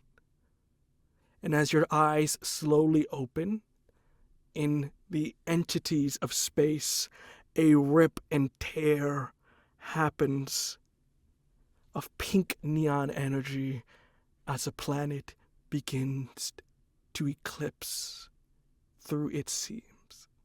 And that is where we shall end our episode for today. Yay! Thank you everyone for joining the penultimate episode of the Mythic Initiative. With that, we are going to do a quick reintroductions for everybody put their sweet plugs in. We'll do reverse order. So with that, Drax, are you okay with us starting out here? Let go last. It's a bit noisy here right now. We're going at, okay, never mind. We're going back in the same order we were before. Veen, start us off. Oh golly! Hey guys, I'm Vin at VinVoxV8 on Twitter. I'm a voice actor, tabletop performer. Catch me at PAX Unplugged. Oh my god, it's my first time, and I'm at 2 panels. I can't believe it. Do you want to be a GM and Bless Your Heart, which is a group of Southern game designers, which is going to be so fantastic, both of them. Both Saturday. I'll probably talk about that more on Twitter. But yeah, follow me there. If you want to see me be professional, I guess, Vinvox.com, my resume, my demo reels, my studio specs. Contact me for your work. Give me your money. Somebody, yeah. I believe it is Hamna next. Oh, okay. Well, oh, wait, no, wait. CJ, it's whatever. It's on Humna right now. Humna, go. All right, cool. Okay, there you go. All Humna, right. there you go. Hello, everybody. My name is Hamna. I use any and all pronouns, and I am a TTRPG performer and producer. You can find me all over the internets at Lilith TTRPG. If you enjoy the fucked up shit that I did here, especially the family conflict, you will enjoy an upcoming project of mine. I cannot tell you what it's called or when it will be released, but just keeping an eye on my socials for that at some point. For more good family drama. But yeah, this is honestly all I got going right now. Everything else is pre-recorded. So yeah, I will pass it over to CJ. Hi everyone, it's me, the problem causer. We awoke the devil today. I didn't do anything. Hey, if you like what I do, then you'll love me everywhere else. You can find me on Twitter at Scholastic Dragon. I'm looking for a rebrand, so keep that think about that while I look for a rebrand. If you have ideas for how I can rebrand, shoot me a message on Twitter. Outside of that, it's fine. I got nothing going on right now. And I'm gonna pass it to Drac. Hi, I'm Drag or Draconics, and I was awakened today. I mean, didn't expect that, but we were chatting in chat, and I was like, that makes sense. I think that's a good idea. But you can catch me all over the place on Wednesdays over on Captain Robam in a Pathfinder /D&D campaign called Stormforge. I play the only non-magic caster. I just cast gun, but I'm dealing the most damage, so he's really the winner here. Or you can find me, you can find some stuff I'm producing on December 8th over on Sarah Luna's channel, December 8th at 8 p.m. EST. We're going to be airing the first episode of Beyond the Brook, which is our Over the Garden Wall inspired actual play. It's going to be pre-recorded and edited, so keep an eye out for that. It's going to be your fix of dark whimsy. Anyone who enjoyed Over the Garden Wall, I guarantee you're going to enjoy this, because we're putting a lot of very cool and fun references and aspects from that. And if you're in need of dice, keep an eye out for that as well, because we may or may not, I'm not going to say much, but we may or may not be producing Beyond the Brook dice with Die Hard dice. So if you keep an eye out for that, just feed your inner horde goblin, your dice goblin. But yeah, thank you for having me. I'll go over to Chris. And then there was one. Hello everyone, my name is Chris and I was your keeper for these lovely proceedings. You can find me on the Twitter while it's still live at VO_Colon, COLON. In terms of stuff, nothing yet, but probably when we do our last episode, I'll announce the next project that I'm doing on here. It'll be more shenanigans this way, but a little bit more of serious shenanigans. but I think it'll be a wonderful ride. In terms of this, we are taking a quick break because it's Thanksgiving and then PAX, so we will be back with the finale on the 7th of December at the same time. So gives you enough time to catch up on all the craziness that happened this season. But with that in mind, we hope you had a wonderful time, and we can't wait to see you back for the finale of the Mythic Initiative. Until then, everyone, have a wonderful evening. Bye-bye.